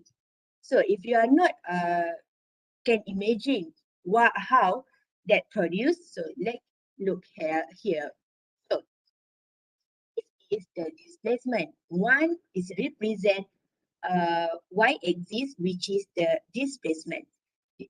This one is the for wave 1 and this is for wave 2. So it will produce 1 plus 1 will produce 2. So the amplitude will bigger like this. Okay. So I hope you understand the easiest thing, which is 1 plus 1 is 2 and produce the bigger amplitude. Okay. So how about I lower the displacement for wave 2, which is crest mid truth? Yes, the answer is 0. 1 plus -1 will produce 0 displacement. Okay, so next we will move to the application of wave interference. This is just the application. I want you to remember the 3 examples of the wave interference. First is the active noise control. Second, seawall, and third, soap bubble. All right. Okay, so do you have any question? No? Okay, if not, we will continue with quiz. Okay. Okay, quiz time. All right, so which of these define principle of superposition? Anyone want to answer? Yes, Aisha. The answer is B. Are you sure? So let's try. Oh, no, it's not correct. So, anyone want to help Aisha? Yes, Taufik. D, are you sure? Okay, let's look at. Okay, sorry. Yes, the answer is D. The principle of superposition is the placement of one wave above or on top of other. That's mean overlap, right? Yes, good job. Okay, next. Which of these are the type of wave interference? There are 2 types. Okay, anyone want to answer? Yes, Sharif. The answer is C. Are you sure? Okay, let's look at the answer. Yes, good job. The answer is constructive interference and destructive interference. But how about the longitudinal interference? There are no longitudinal interference, but we have longitudinal wave. Okay, longitudinal wave will pair with transverse wave. Okay, it will is that the previous lesson, right? Okay. So I hope you will get the answer. Okay, how about from the answer given, which these are not example of wave interference? Which one? Yes, Liana? Microscope? Are you sure? Why not active noise control? Okay, are you sure with your answer? Microscope. Okay, let's see. Yes, good job. The answer is microscope. That means all of you are focused in my class. I like it, and please keep focusing on the next class. All right. So the next question is constructive interference. Okay, constructive. Okay, constructive interference will cause the wave to what? Yes, Sharif. Yes, increase in displacement. All right. Yes, increase in displacement. Okay. Sorry.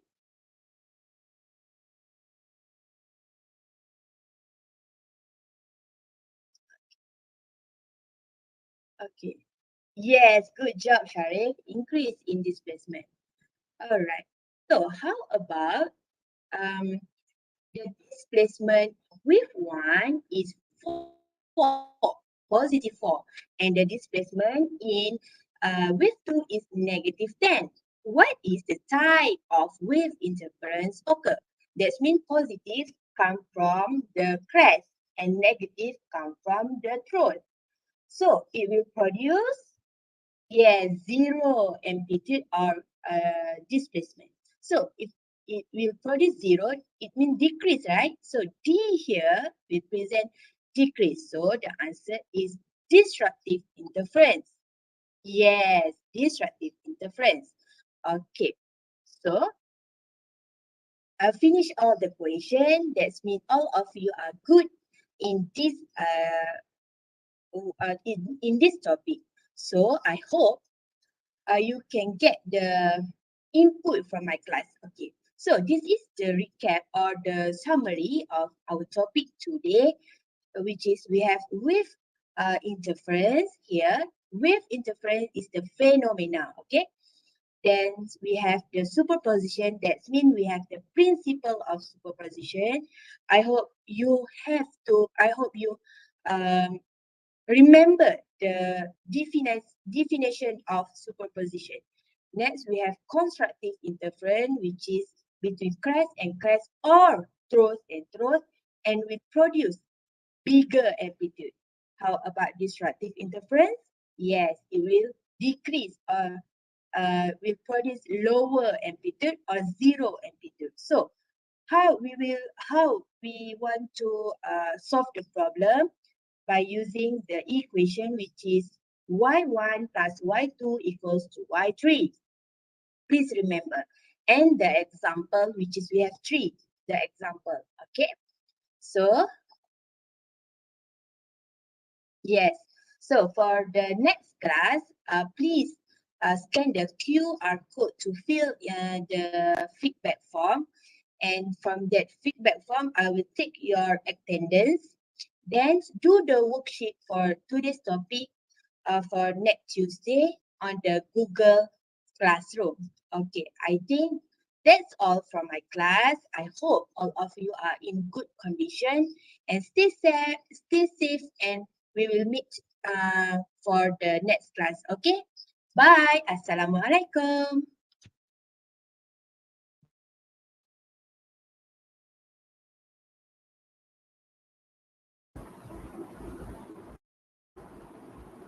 Waalaikumsalam. Terima kasih kepada peserta keempat kami ucapkan. Baiklah, sebelum majlis mempersilakan peserta seterusnya, kita tangguh dahulu majlis kita selama 5 minit. Para peserta diminta kekal berada di dalam majlis maya ini, terutama bagi peserta yang belum melakukan penyampaian pengajaran mikro. Kita bersua lagi dalam masa 5 minit akan datang.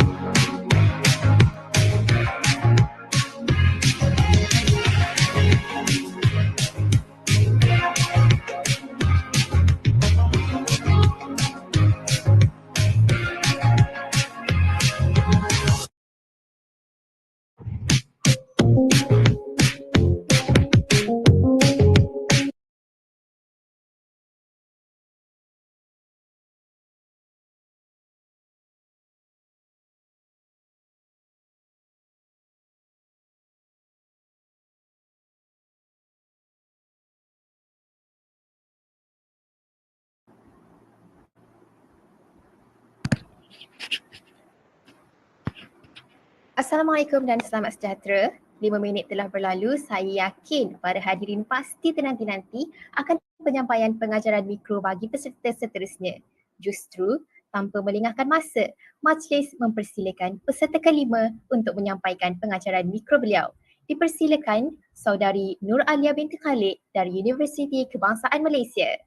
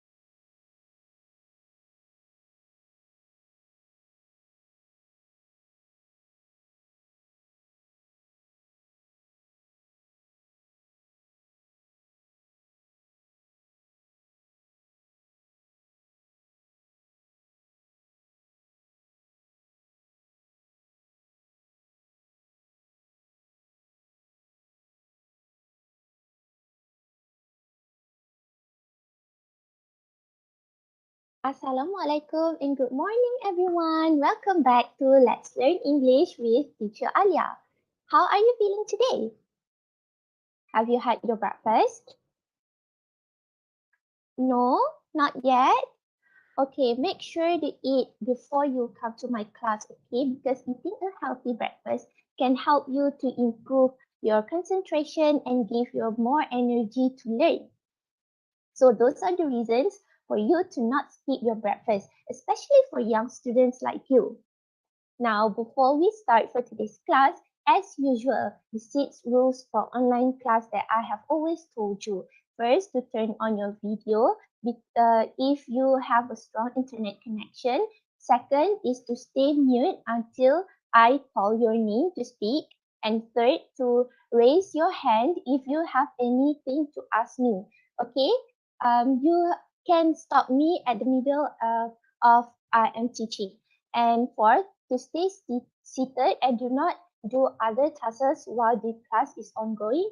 And last but not least, to always come prepared and participate. Whenever I ask you a question, you have to answer it. Okay? Okay, so I hope all of you are staying in the pink of health, and do not hesitate to call me if you have any problems, so I can know what your problem is and I will try my best to solve your problem. Okay, now before we start our lesson for today, I want to ask all of you, what do you think happened in these pictures? Picture 1, picture 2, picture 3, picture 4. Like, what do you think happened? You can try to think and tell me what's your opinion on this situation. Like, have you ever experienced this kind of situation right before your eyes? Or have you been in this kind of situation? Let's hear from Abu.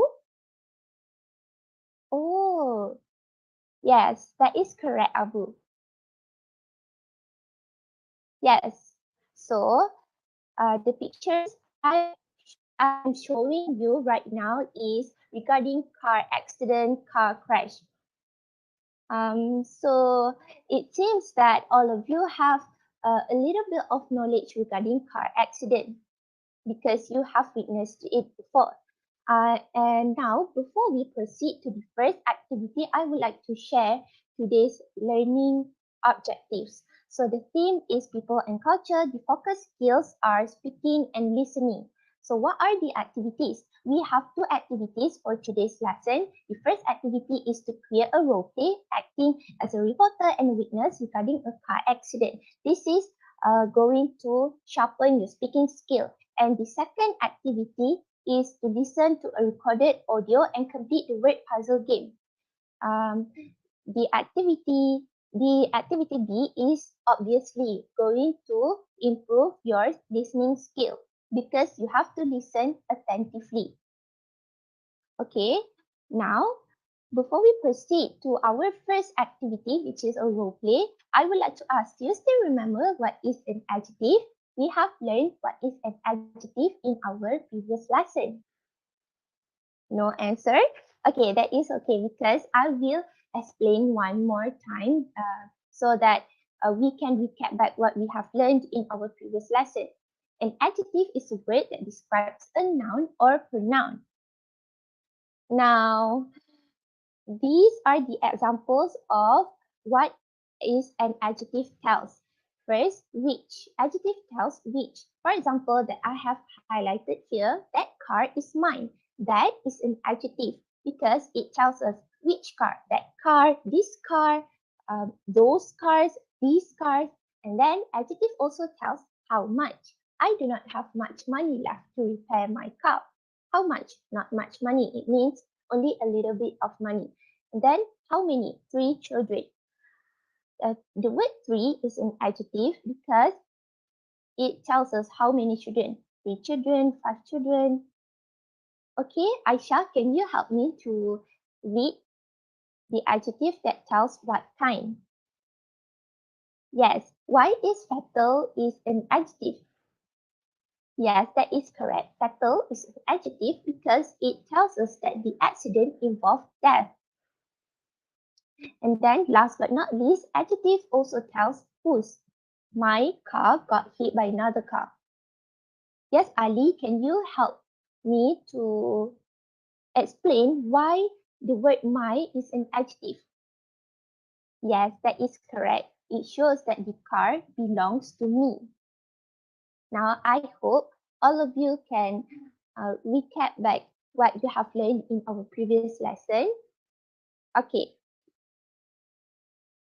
Now, can I have Alisha to read the newspaper article aloud? Yes, Alisha, please.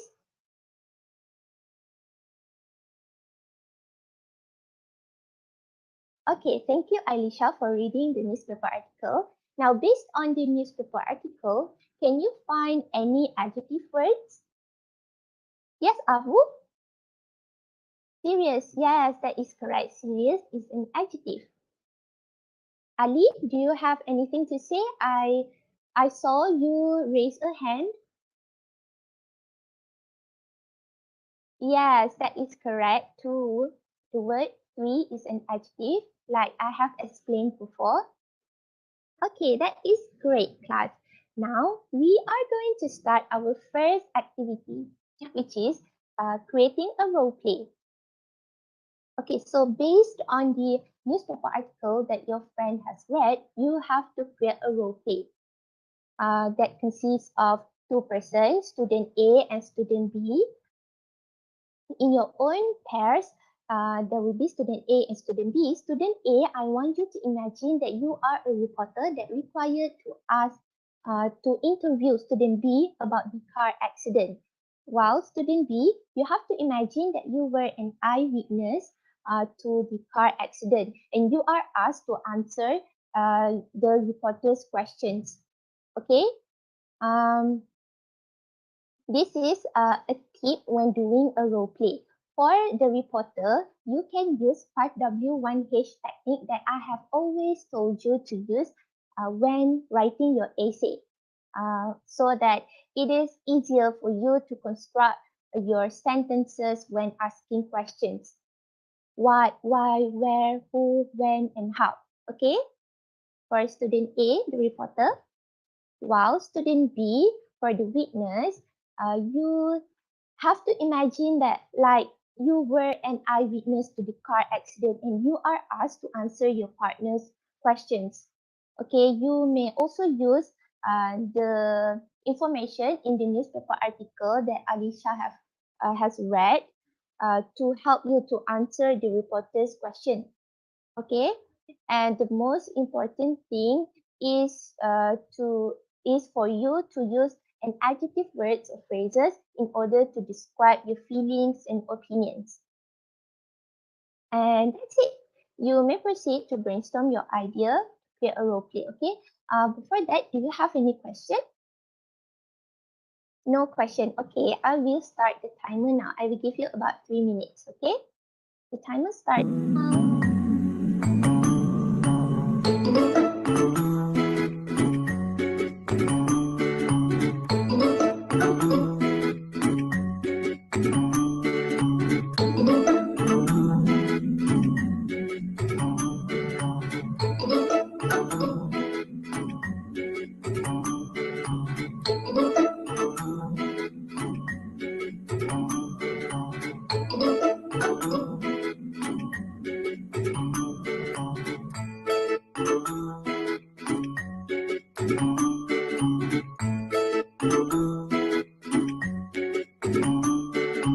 Ask question in WhatsApp group if you have any question, okay?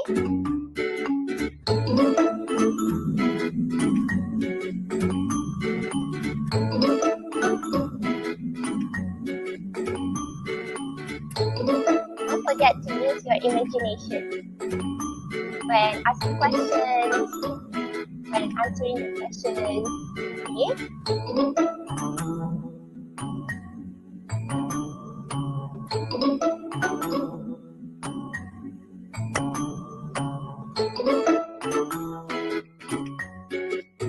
One minute left.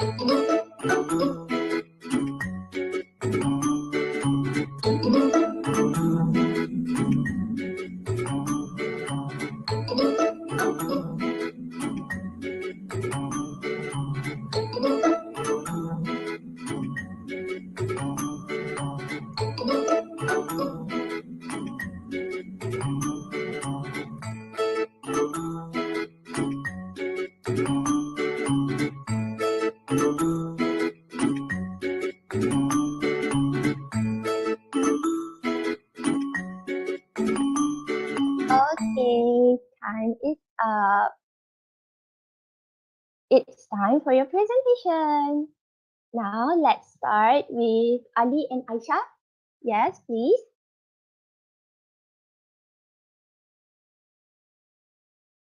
Yes. Wow, that is amazing, Ali and Aisha. Yes, I can see you use adjective words correctly. Now, before I proceed to give you more comments on your presentation, let's move on to Siti and Abu to present first, okay? Yes, Siti and Abu, you may start now. So Siti is the reporter and Abu is the witness. Okay. Yes, you can start now.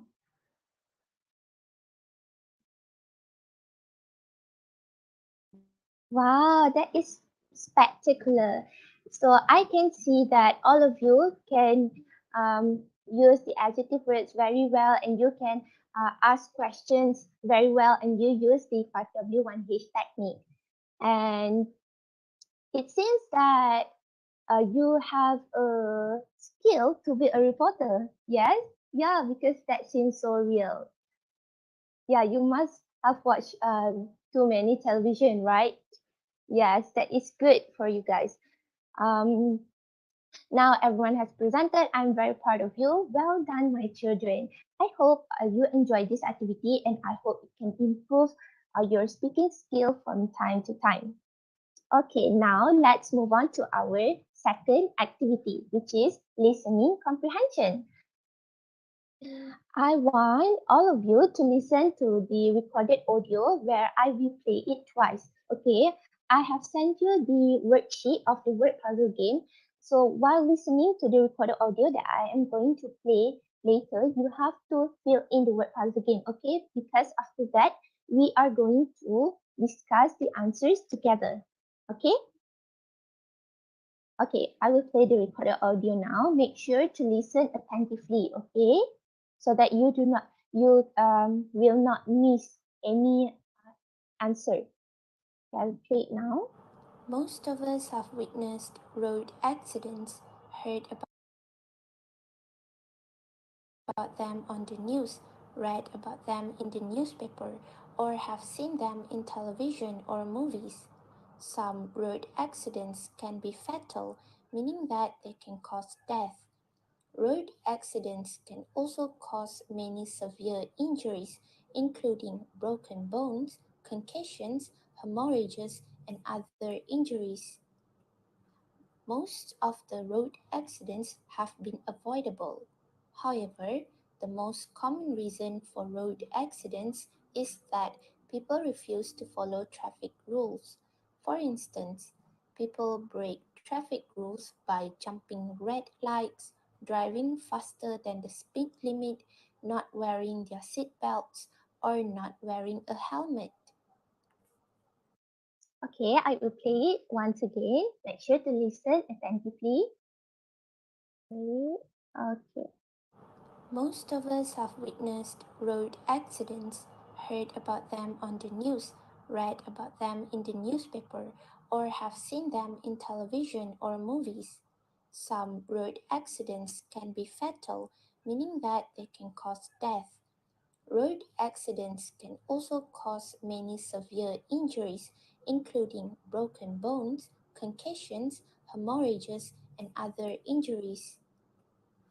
Most of the road accidents have been avoidable.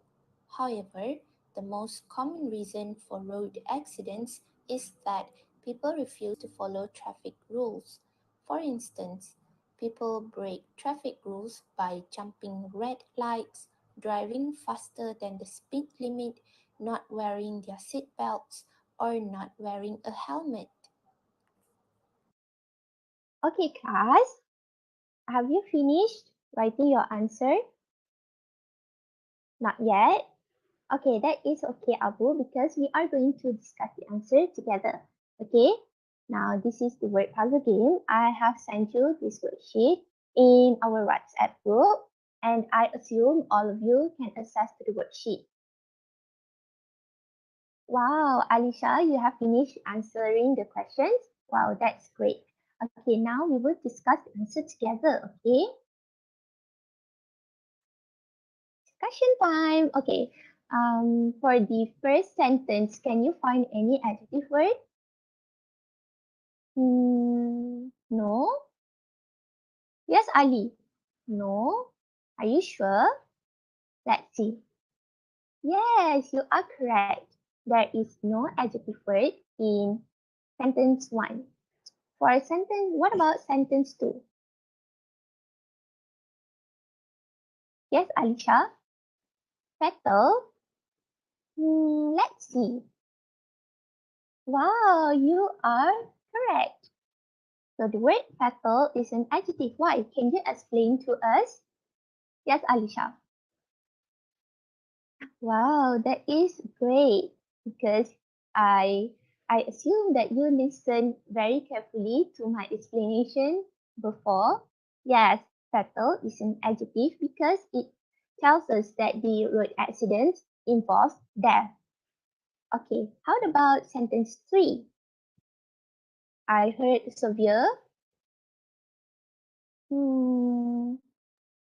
Severe only, are you sure? Okay, let's see. Oh, sentence 3 consists of 2 adjective words. Yes, broken is also an adjective. Why? Yes, broken can be both a verb and an adjective.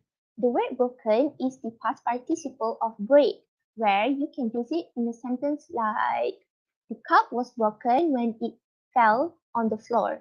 So the word broken in the sentence is the past participle of break, which is a verb. While if you use the word broken like, my arm is broken, like in this sentence, including broken bones, it becomes an adjective because it describes the bone. The bone is broken. Okay, it describes the condition of the bone. Yes, I hope all of you are clear. Do you have any question regarding sentence 3 if you find anything confusing? Yes, that is correct. Yes, you can. So you can use broken as a verb or an adjective. Okay. Now let's move on to the 4th sentence. Yes, avoidable is an adjective. What about the 5th sentence? Common. Are you sure? Yes, that is correct. Did you know that common is also can be a noun? Yes, for example, if you tell someone that you do not have much in common, it means that you tell others you do not have the same interest. Yes, that is correct. Now, this last sentence. Yes, red is an adjective because it tells us what type of color, red color. Okay, before I sum up today's lesson, I would like to ask, is anyone got all correct? Wow, Abu and Alisha, you got all correct. Congratulations. Now, before I sum up today's lesson, I would like to pick one pupil to tell me what you learned today and what is the importance of using adjective words or phrases. Yes, I would like to pick Ali. Yes, Ali? Yes, that is correct. Yes, so adjective give the reader more specific information about an object's color, size, shape, material, and etc. Now, do you have any question you wish to ask? No question? Okay, since you have no questions, I assume all of you understand well for today. And I hope all of you can benefit from today's lesson and do not forget to practice at home, okay? Because the main key to success is by practicing again and again, and you will gradually improve your speaking and listening skills. So that is all for me. I will see all of you in the next lesson. Thank you for today's class and have a great day, everyone. Bye-bye. Assalamualaikum.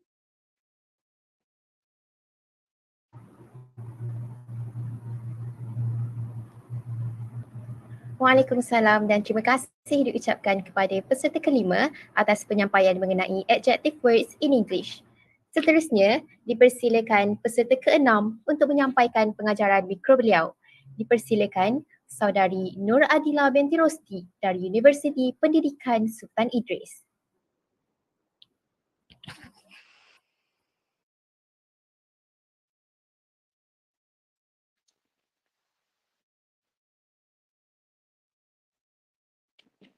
Okey, baik. Bismillahirrahmanirrahim. Assalamualaikum dan salam sejahtera semua. Okey, bertemu kembali kita dalam subjek kimia tingkatan 4 bersama Cikgu Adila. Okey, baik. Okey, hari ini kita akan teruskan subtopik kita iaitu 5.4 ikatan hidrogen. Okey, untuk tajuk ini terdapat dua standard pembelajaran. Yang pertama, supaya kamu dapat menjelaskan dengan contoh pembentukan ikatan hidrogen, dan yang kedua supaya kamu dapat menerangkan kesan ikatan hidrogen ke atas sifat fizik bahan. Okey. Okey, sebelum cikgu nak start mengajar ni, cikgu nak tanya semua okey ke ni? Okey, Hanafi okey. Okey. Liana macam mana? Kurang okey, tak semangat. Okey, tak apa, kalau macam tu cikgu nak sebelum kita start cikgu start mengajar ni, okey, cikgu nak kamu semua kita tarik nafas sebanyak 3 kali, okey? Okey, yang pertama tarik nafas. Hembus. Okey, yang kedua tarik nafas. Hembus. Okey, dan yang terakhir ni cikgu nak kamu hembus sekuat hati, okey? Okey, kita tarik nafas. Okey, tahan. Okey, dah hembus. Okey, Hanafi paling semangat sekali dalam kelas ni Okey, Hanafi memang macam tu kan, selalu semangat dalam kelas cikgu. Okey. Okey, macam mana yang lain? Semangat lagi tak? Okey, kita dah hirup oksigen semua kan? Oksigen dah masuk dalam badan, kita mestilah berasa lebih segar kan nak start kelas kita. Okey, tak apa. Kalau kamu masih tak semangat kan nak start kelas ni, okey, cikgu ada sedia satu video lagi untuk kita tengok sama-sama. Okey, sebab nanti lepas cikgu tunjuk video ni, cikgu akan tanya kamu satu soalan. Okey, so kita tengok dulu.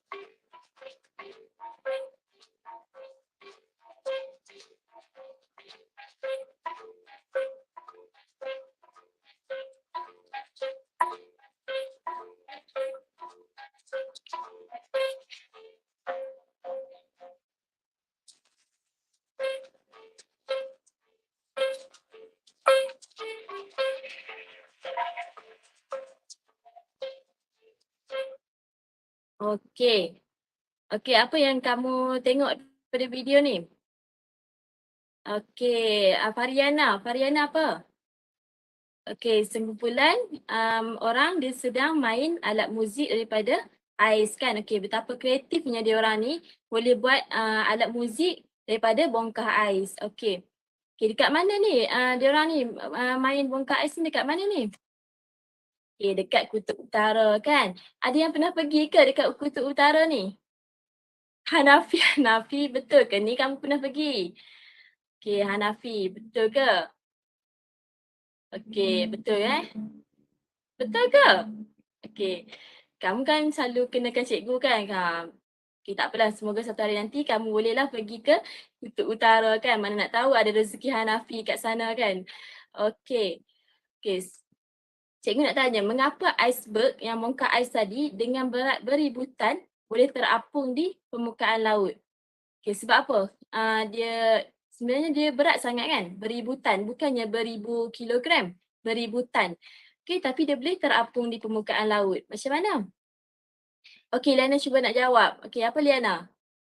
Okey, sebab dia air sebab air lebih tumpat daripada ais. Betul. Betul Liana. Sebab ais ni dia kurang tumpat, jadi dia akan terapung di permukaan laut. Okey, kamu mesti nak tahu kan sebab apa boleh jadi macam tu. Okey, so kita akan belajar apakah itu konsep ikatan hidrogen. Okey. Cikgu juga ada sediakan lagi satu video ni untuk kamu tengok dulu macam mana proses pembentukan ikatan hidrogen tersebut boleh berlaku. Okey. Okey. Okay, dekat sini kamu dapat lihat ada molekul. Apa molekul ni? Ini adalah molekul air iaitu H2O. Okey.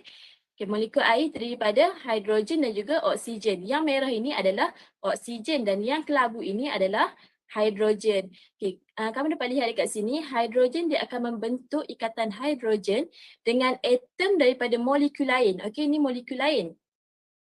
Okey, so dia akan membentuk dengan atom oksigen daripada molekul air yang lagi satu. Okey. Okay, kamu dapat lihat kan, ni video ni dia buat dalam bentuk slow motion. Okey, so tak apa. Lepas ni cikgu akan terangkan apakah definisi ikatan hidrogen. Okey, ni adalah definisi ikatan hidrogen. Ikatan hidrogen ini adalah daya tarikan antara atom hidrogen yang ada ikatan dengan atom yang tinggi keelektronegatifan. Okey, apa atom tu? Iaitu seperti fluorine, oksigen, fluorine, oksigen dan juga nitrogen. Dengan atom fluorine, oksigen atau nitrogen dalam molekul lain. Okey, dalam molekul lain. Maksudnya dekat sini dia melibatkan dua atom, dua molekul. Okey, sebab dekat sini pun ada keyword dia antara. Okey, bila ada perkataan antara ni dia mesti melibatkan dua benda. Okey, macam contohnya Ali pergaduhan antara Ali dengan Abu. Okey, dia mesti melibatkan dua orang. Macam ni lah juga antara molekul air dengan molekul air yang lain. Macam tu. So, kat sini kamu tengok maksudnya atom hidrogen yang ada ikatan dengan atom yang tinggi keelektronegatifan. Okey, contohnya atom hidrogen ni. Okey, dia mesti ada ikatan dengan atom yang tinggi keelektronegatifan. Okey, macam air ni dia ada dengan dia terikat dengan atom oksigen. Jadi betul lah. Okay, ni atom oksigen kan. Okay. So dia boleh membentuk ikatan hidrogen dengan atom oksigen daripada molekul air yang lain.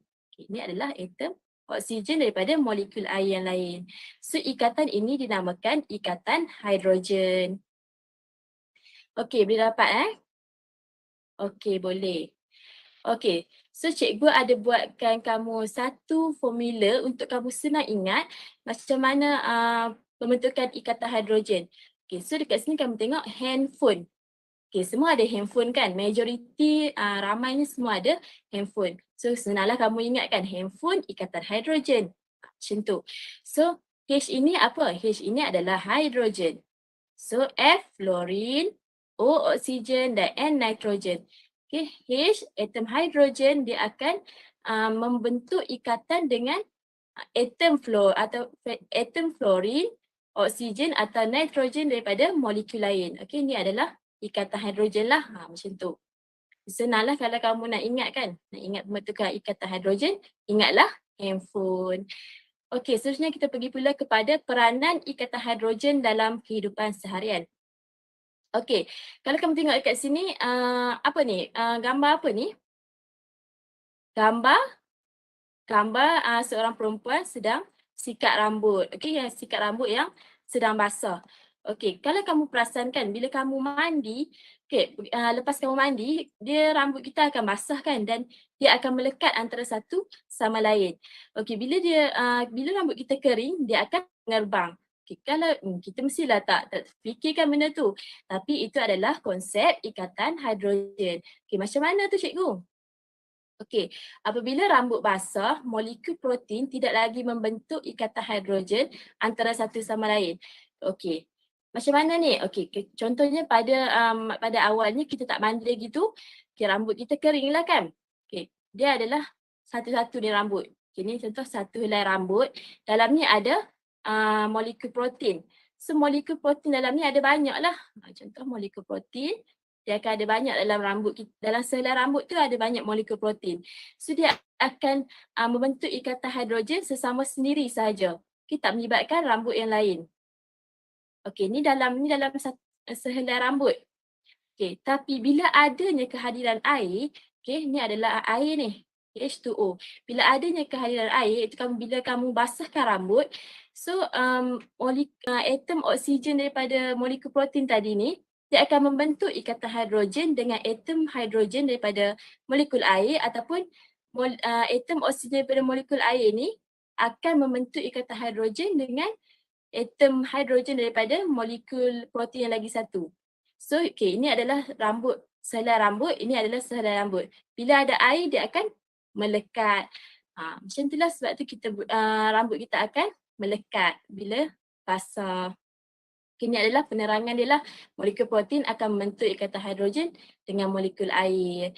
Dan molekul air pula akan membentuk ikatan hidrogen dengan molekul protein yang lain. So dia akan saling melekat lah. Okey. So yang kita tengok yang kedua pula ni apa ni? Kamu mesti dah familiar ni benda apa kan? Kamu kan setiap hari baca buku kan, baca surat khabar. Kamu semua kan rajin-rajin. Tambah Hanafi. Hanafi lagi rajin kan? Okey. Okay, so apa ni? Okay, surat khabar kan. Okay, kalau kamu baca buku ke surat khabar kan, kamu mesti perasan bila kita nak selak tu kan, mesti terjadilah. Tak selalu pun, kadang-kadang tu akan terjadi kan. Bila kamu nak selak tu dia akan, tangan kita akan melekat kan. Dia nak selak tu payah. So jadinya kita nak buat apa kan? Okay, kita secara automatik kita taklah fikir nak buat apa kan. Tak pun, kita akan automatik kita akan basahkan hujung jari kan. So dia akan kita rasa akan senanglah terbuka kan. Okey, macam mana ni? Okay, dia sama juga dengan konsep rambut basah tadi tu. Okey, dia sama juga sebab dia ni kata ni tanyalah, pernahkah anda hadapi masalah untuk menyelak kertas? Apa kata anda basahkan hujung jari? Okey, so ni bayangkan ni adalah ni kertas lah. Ni kertas yang ni kertas Okey, so kertas ni, dalam kertas ni dia ada selulosa. Okey, selulosa dalam kertas ni dia ada atom oksigen dan juga atom hidrogen. Bila ada atom oksigen dan juga hidrogen, maka dia juga bolehlah membentuk ikatan hidrogen bila adanya air. Okay, ni adalah air. So air yang kat tangan kita tadi tu lah. So bila ada air, maka dia boleh melekat. Sama juga macam rambut tadi tu kan. Okey. Setakat ini semua faham Okey, boleh kan? Simple saja. Okey, seterusnya kita masuk pula kepada kesan ikatan hidrogen ke atas sifat fizik bahan. Allah, nanti mesti ada yang tanya kan, sifat fizik apa pula cikgu kan? Okey, sifat fizik ni adalah sifat yang kita boleh ukur. Contohnya, yang kita boleh ukur. Contohnya macam takat didih, takat lebur, kemudian apa lagi? Ketumpatan, kekelarutan, warna kan. Benda-benda macam tu adalah dipanggil sifat fizik. Okay, so kita tengok yang pertama, takat didih. Okay, takat didih. Okay, sebatian dalam bentuk cecair akan mencapai takat didih apabila daya tarikan antara molekul dapat diatasi. Okay, bila molekul tersebut, dia daya tarikan dia bila dia mencapai takat didih, daya tarikan antara molekul tu akan terlerai. Inilah yang maksudkan daya tarikan antara molekul dapat diatasi. Okay, contohnya cikgu bagi molekul air lah. Okay, molekul air H2O. Okay, dia akan membentuk ikatan hidrogen dengan molekul yang lain. Okay. Kemudian bila capai takat didih tu, ikatan-ikatan ni akan terlerai, dia akan berselerak. Okay. So cikgu bagi sini satu contoh takat didih etanol. Etanol adalah tinggi. Sebab apa tinggi? Sebab adanya kehadiran ikatan hidrogen. Ikatan hidrogen ni ikatan dia sangat kuat. Sebab tu lebih banyak kita perlukan lebih banyak haba untuk kita putuskan ikatan hidrogen tersebut. Okey, cikgu rasa mesti ada yang masih confused kan, mesti ada yang tak faham kan. Tak apa, kita akan tengok video yang cikgu sediakan ni supaya kamu lebih nampak lah macam mana bila kita kenakan haba terhadap ikatan tersebut boleh terlerai. Okey. So ini adalah ikatan hidrogen yang terbentuklah antara molekul-molekul air. Okay, yang hijau ni adalah ikatan hidrogen. Okay. So apabila kita kenakan suhu yang tinggi, okay, maksudnya kita bagi haba lah tekanan haba yang tinggi, dia akan terlerai. Kamu nampak kan dia sangat berselerak lah, dia berpecah kan. Yang tu yang cikgu maksudkan tadi tu. Okey, seterusnya kita lihat yang sifat fizik yang kedua iaitu keterlarutan. Okey, apabila adanya ikatan hidrogen ini, molekul tersebut juga akan larut dalam air. Contohnya tadi etanol lah, etanol akan larut dalam air sebab adanya kehadiran ikatan hidrogen. Okey, ini adalah molekul etanol dan ini adalah molekul air. So bila terbentuknya ikatan hidrogen, dia akan terlarut dalam air. Okey. Okey, tadi kan masa permulaan kelas tadi, cikgu ada tanya kamu mengapa iceberg dengan berat beribu tan boleh terapung di permukaan laut kan? Lepas tu ada Liana dah jawab tadi kan, sebab ais kurang tumpat daripada air, sebab tu lebih terapung kan. Tapi mesti tanya macam mana tu cikgu kan? Okey, so cikgu akan teranglah. Tumbatan ais dia lebih rendah berbanding air sebab apa? Sebab molekul air dalam ais mempunyai ikatan hidrogen yang stabil dan dia akan membentuk struktur hablur. Okey. Struktur hablur ni dalam bahasa Inggerisnya dipanggil lattice structure. Okey. Ini dalam bahasa Inggeris lah. Lattice structure. Inilah yang dikatakan lattice structure tu. Struktur hablur ni. Yang bentuk yang cantik ni, ini adalah dalam ais tau. Yang ini adalah dalam air. So bila dia bentuk struktur macam ni, dia akan ada ruang-ruang ni. Okay, kamu dapat lihat ruang-ruang ni. Ruang-ruang ni lah yang akan membuatkan air tadi tu, dia akan kurang tumpat. So dia bolehlah terapung atas permukaan air. Itulah yang macam mana dia boleh terjadi tu. Okey, seterusnya cikgu rasa kamu semua dah faham kan apa yang cikgu terangkan tadi. Okey, boleh faham ke semua? Okey, Liana sangat faham. Bagus Liana ni. Okey, yang lain pun faham kan? Okey, sebab penerangan cikgu tadi simple saja kan? Senang untuk faham. Dan ada juga video-video supaya kamu boleh tengoklah kan tadi tu. So, cikgu nak adakan sesi perbincangan di mana cikgu nak kamu bincangkan bagaimana ikatan hidrogen terbentuk dalam hidrogen fluorida dan juga amonia. Yang tadi kita duk terang pasal air, etanol je kan. So, cikgu nak kamu bincangkan macam mana pula dalam hidrogen fluorida dan juga amonia. Okey, baik. So, cikgu dah bahagikan kamu kepada dua kumpulan. Kumpulan pertama terdiri daripada Nabila, Fazril, Mimi dan Hazika. Dan yang kedua terdiri daripada Izrin, Hanafi, Liana dan Fariana. Okey, so cikgu akan bagikan kamu masa dalam 5 minit. 5 minit cikgu rasa okey kan sebab semua tadi macam dah faham kan. Okey, so cikgu rasa dah 5 minit tu dah okey. So nanti dah habis masa cikgu akan panggil lah kamu, suruh kamu present lah apa yang kamu bincang dalam kumpulan. Okey. So masa dah tamat. Okey, so cikgu nak Nabila present lah untuk hidrogen fluorida boleh? Okey, bagus Nabila. Betul lah tu, tengok Nabila present ni. Macam tu lah, macam mana dia terjadi.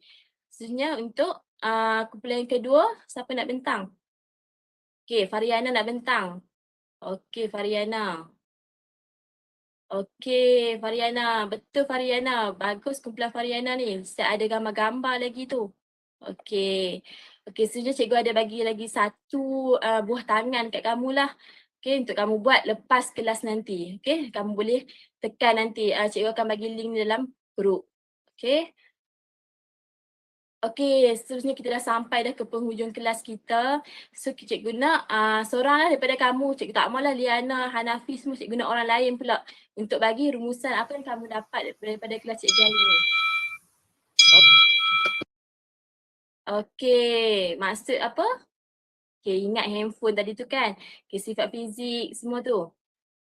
Okey, okey. Okey, bagus, bagus Fazril, bagus. Okey, okey, setakat itu saja kelas kita pada hari ini. Cikgu harap kita dapat berjumpa lagi pada kelas minggu hadapan. Okey, so jaga diri semua. Assalamualaikum.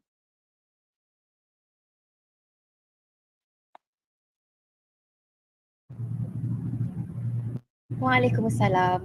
Terima kasih diucapkan kepada peserta ke-6 atas penyampaian pengajaran mikro mengenai ikatan hidrogen dalam subjek kimia. Seterusnya, majlis mempersilakan peserta ke-7 iaitu peserta terakhir untuk menyampaikan pengajaran mikro beliau. Dipersilakan Saudari Nur Syafinah binti Yahaya dari Universiti Teknologi Mara.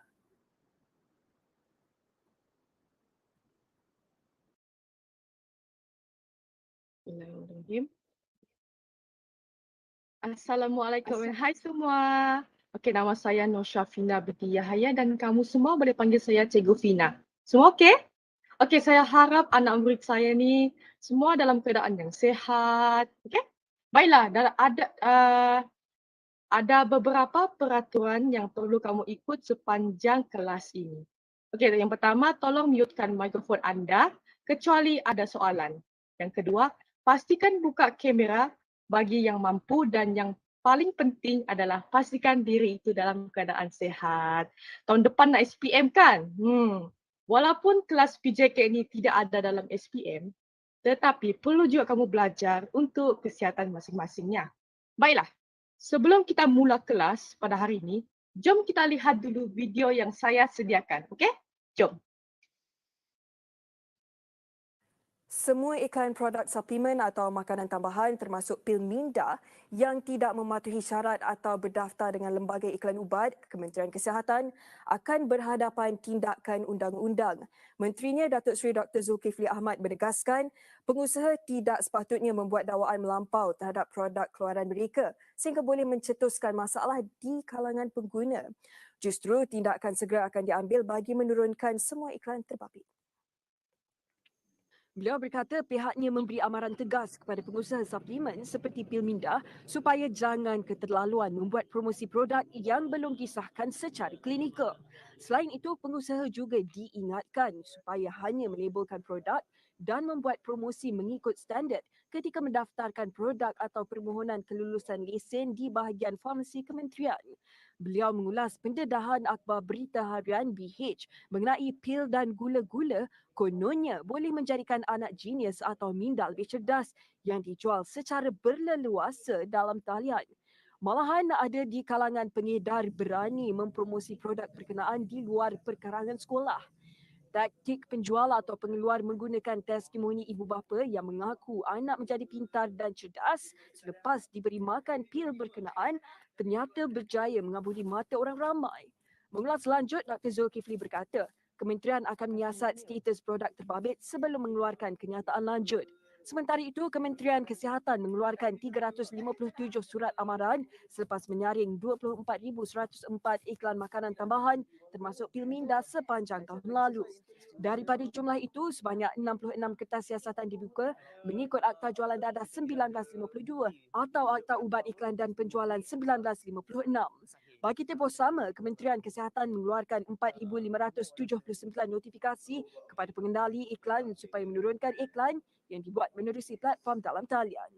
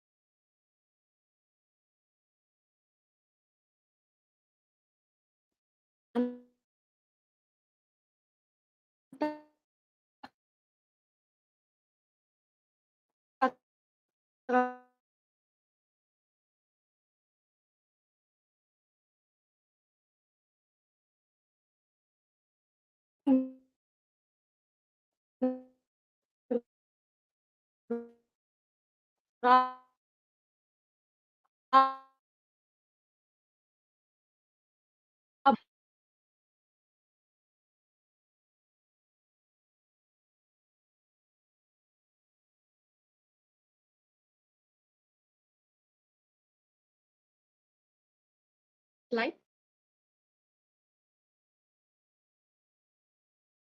Next slide. Semua iklan. Terima kasih. Okey. Maka pada hari ini kita akan belajar tajuk suplemen di bawah tajuk besar iaitu pemakanan. Anak murid saya masih okey? Masih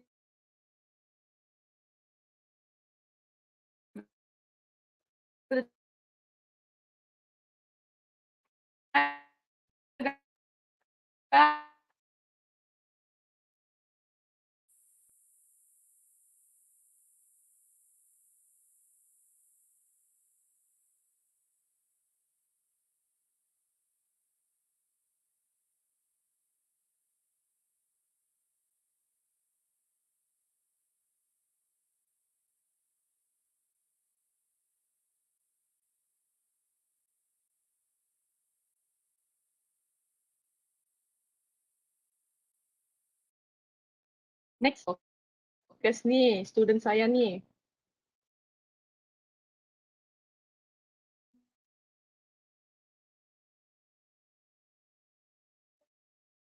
Okey, terima kasih ya. Okey, akan ada 3 objektif yang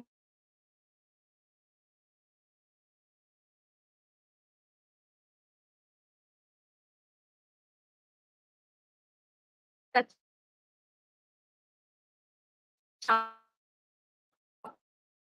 capai seterusnya.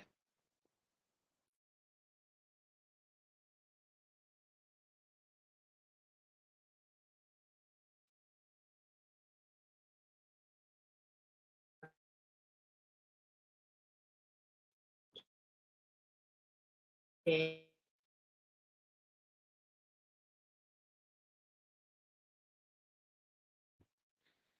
Siap, okay. Yang diambil sebagai makanan tambahan yang terdapat di pasaran terdiri daripada vitamin dan mineral. Okay, senang kan? Agak senang. Okay. Next slide.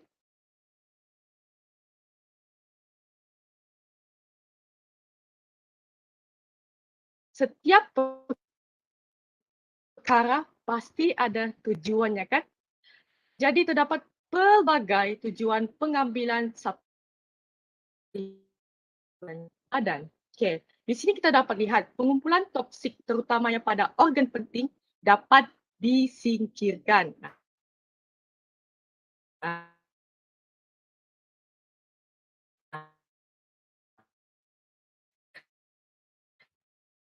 Yang kedua, keperluan nutrisi tubuh badan. Nampak? Yang ketiga, meningkatkan imuniti badan. Pengambilan probiotik sebagai suplemen harian mampu meningkatkan imuniti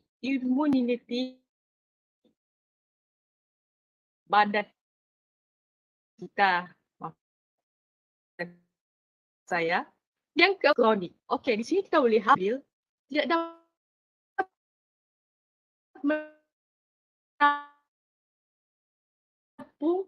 yang diperlukan oleh tubuh badan. Jadi, pengambilan suplemen seperti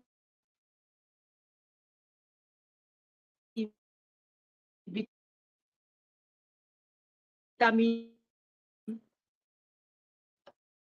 A,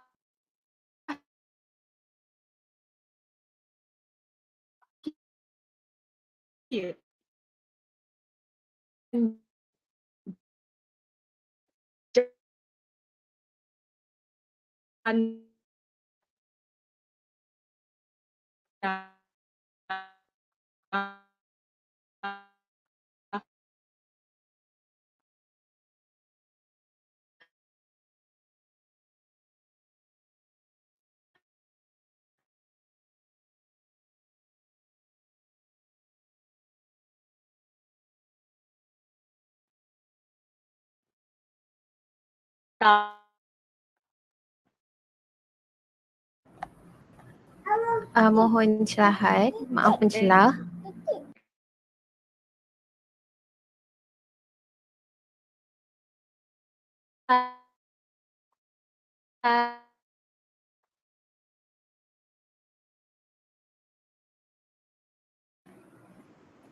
Maaf mencela. Peserta ketujuh boleh ambil masa untuk betulkan line. Kemudian kita akan sambung apabila peserta sudah bersedia.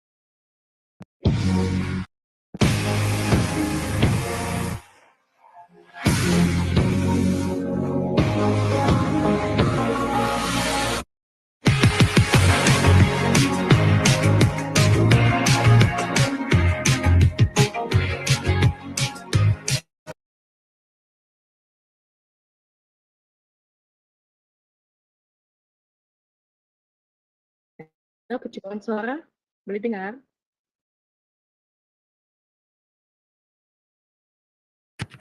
Boleh.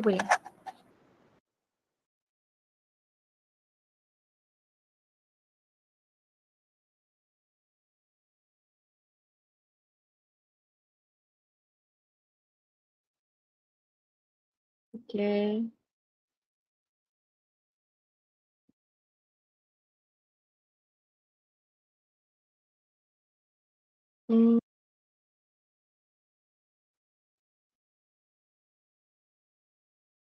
Percubaan suara, boleh dengar? Boleh. Alright, thank you. Okay. Sama.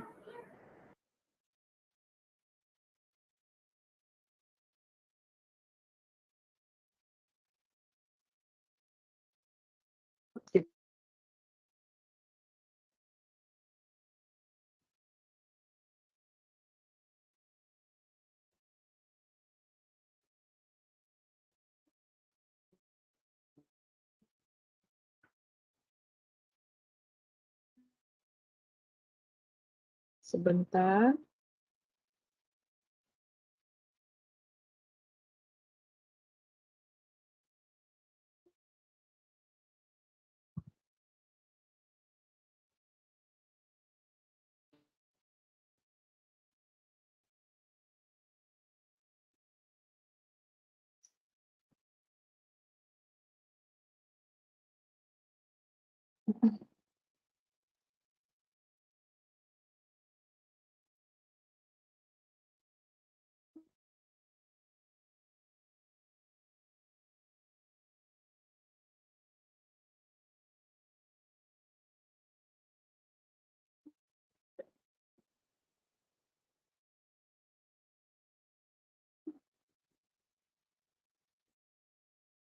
Sebentar, minta maaf. Ya, tidak mengapa. Kita akan ambil masa sedikit untuk present semula skrin tadi.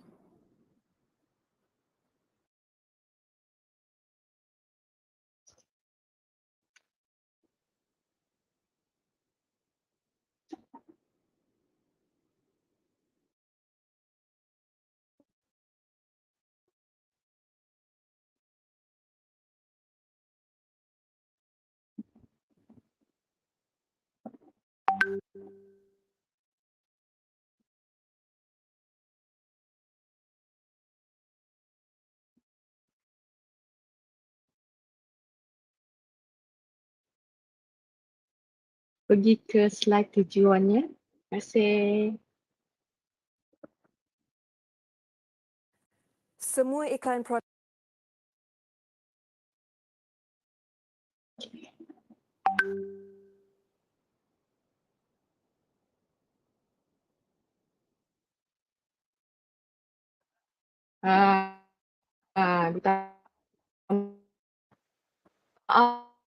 Di poin yang ke-1 tubuh badan.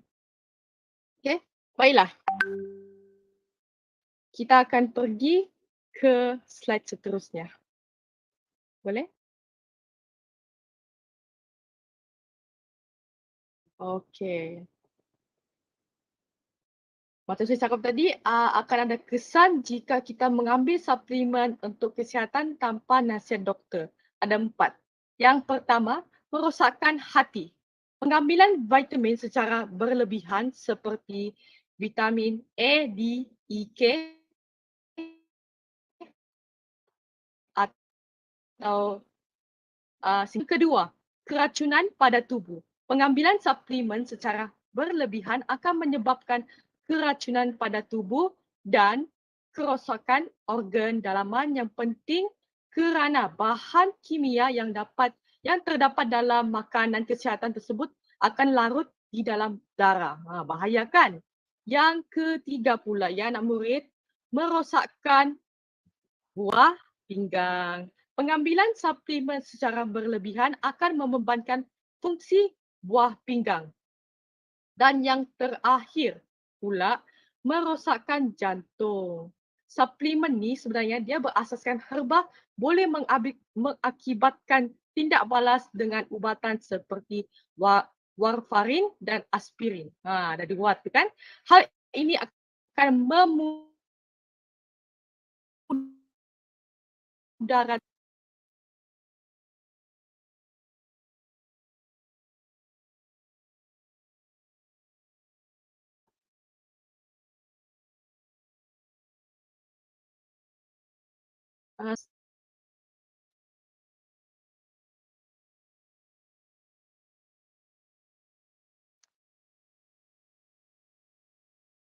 line saya hilang-hilang lagi kan. Minta maaf. Tak mengapa, peserta boleh ambil masa dan teruskan apabila sudah bersedia. Okey. Bolehlah slide seterusnya? Okey.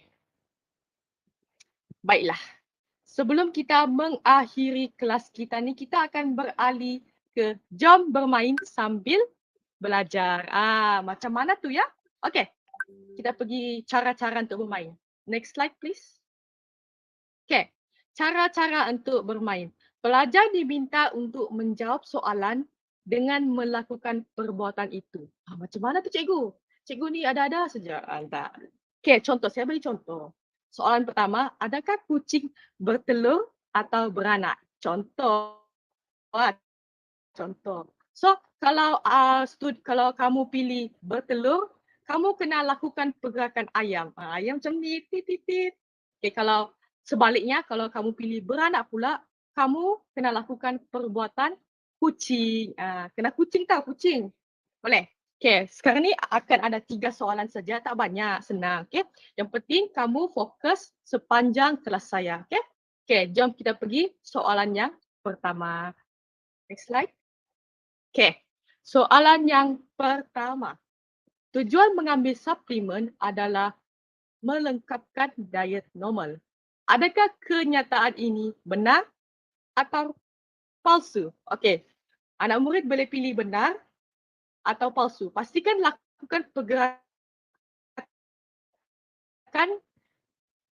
pilihan anda. Okey, saya bagi 5 saat sahaja.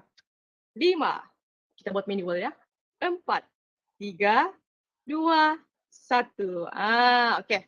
Saya nampak Aziz.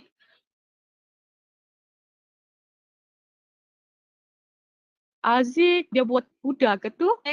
Okey, boleh. Okey, saya beritahu jawapan, okey? Jawapannya adalah benar. Okey, Tania yang jawab benar. Yang palsu tak apa, kita ada 2 lagi soalan, okey? Next soalan yang kedua. Okey, soalan yang kedua. Suplemen terdiri dari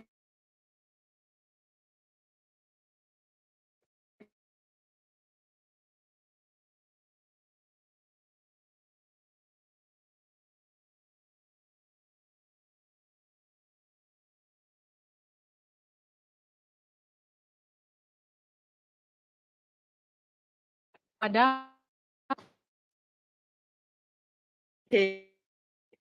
Masak ya. 5 tu. Satu suku. Okay. Banyak yang buat kipas. Kipas. Kipas macam ni pandai. Okay, jawapannya adalah kurang tepat. Okay, yang buat pergerakan kapal terbang tu itu betul, okay? Yang jawab kipas tu tak apa. Ada soal last question, okay? Soalan yang ketiga. Okay, soalan yang last ya. Kesan mengambil suplemen untuk kesihatan tanpa nasihat doktor adalah merosakkan hati. Adakah kenyataan ini benar atau palsu? Jika anda pilih benar, maka lakukan pergerakan itik. Kalau palsu, lakukan pergerakan buaya. Aziz, buat pergerakan buaya. Bukan saya minta bunyi. Lain-lain, tak sama. Okay, saya bagi 5 saat ya. 5, 4, 3, 2, itik, itu ayam. 1. Okay. Last Jawapannya adalah benar. Okay, tahniah, tepuk tangan dulu, tepuk tangan. Okay, it's okay. Lain kali rakaman ni akan saya hantar ke Telegram jadi kamu boleh tengok semula. Okay, next slide please. Jadi saya harap kelas pada hari ini dapat difahami dan cuba diaplikasi ke dalam hidup masing-masing. Nampaknya kita sudah capai 3 objektif kita.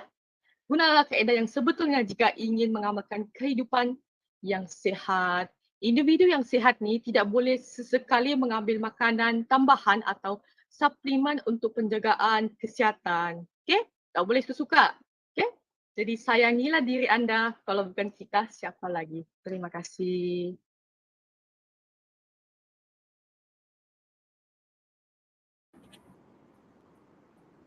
Terima kasih diucapkan kepada peserta akhir kita tadi.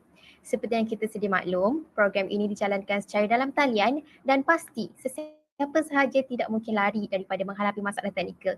Yang penting, peserta perlu sentiasa bertenang menghadapi masalah yang tidak terduga ini. Maka, dengan berakhirnya penyampaian daripada peserta terakhir itu tadi, maka berakhirlah pertandingan pengajaran mikro Minggu Kreativiti Pendidikan sesi 2022.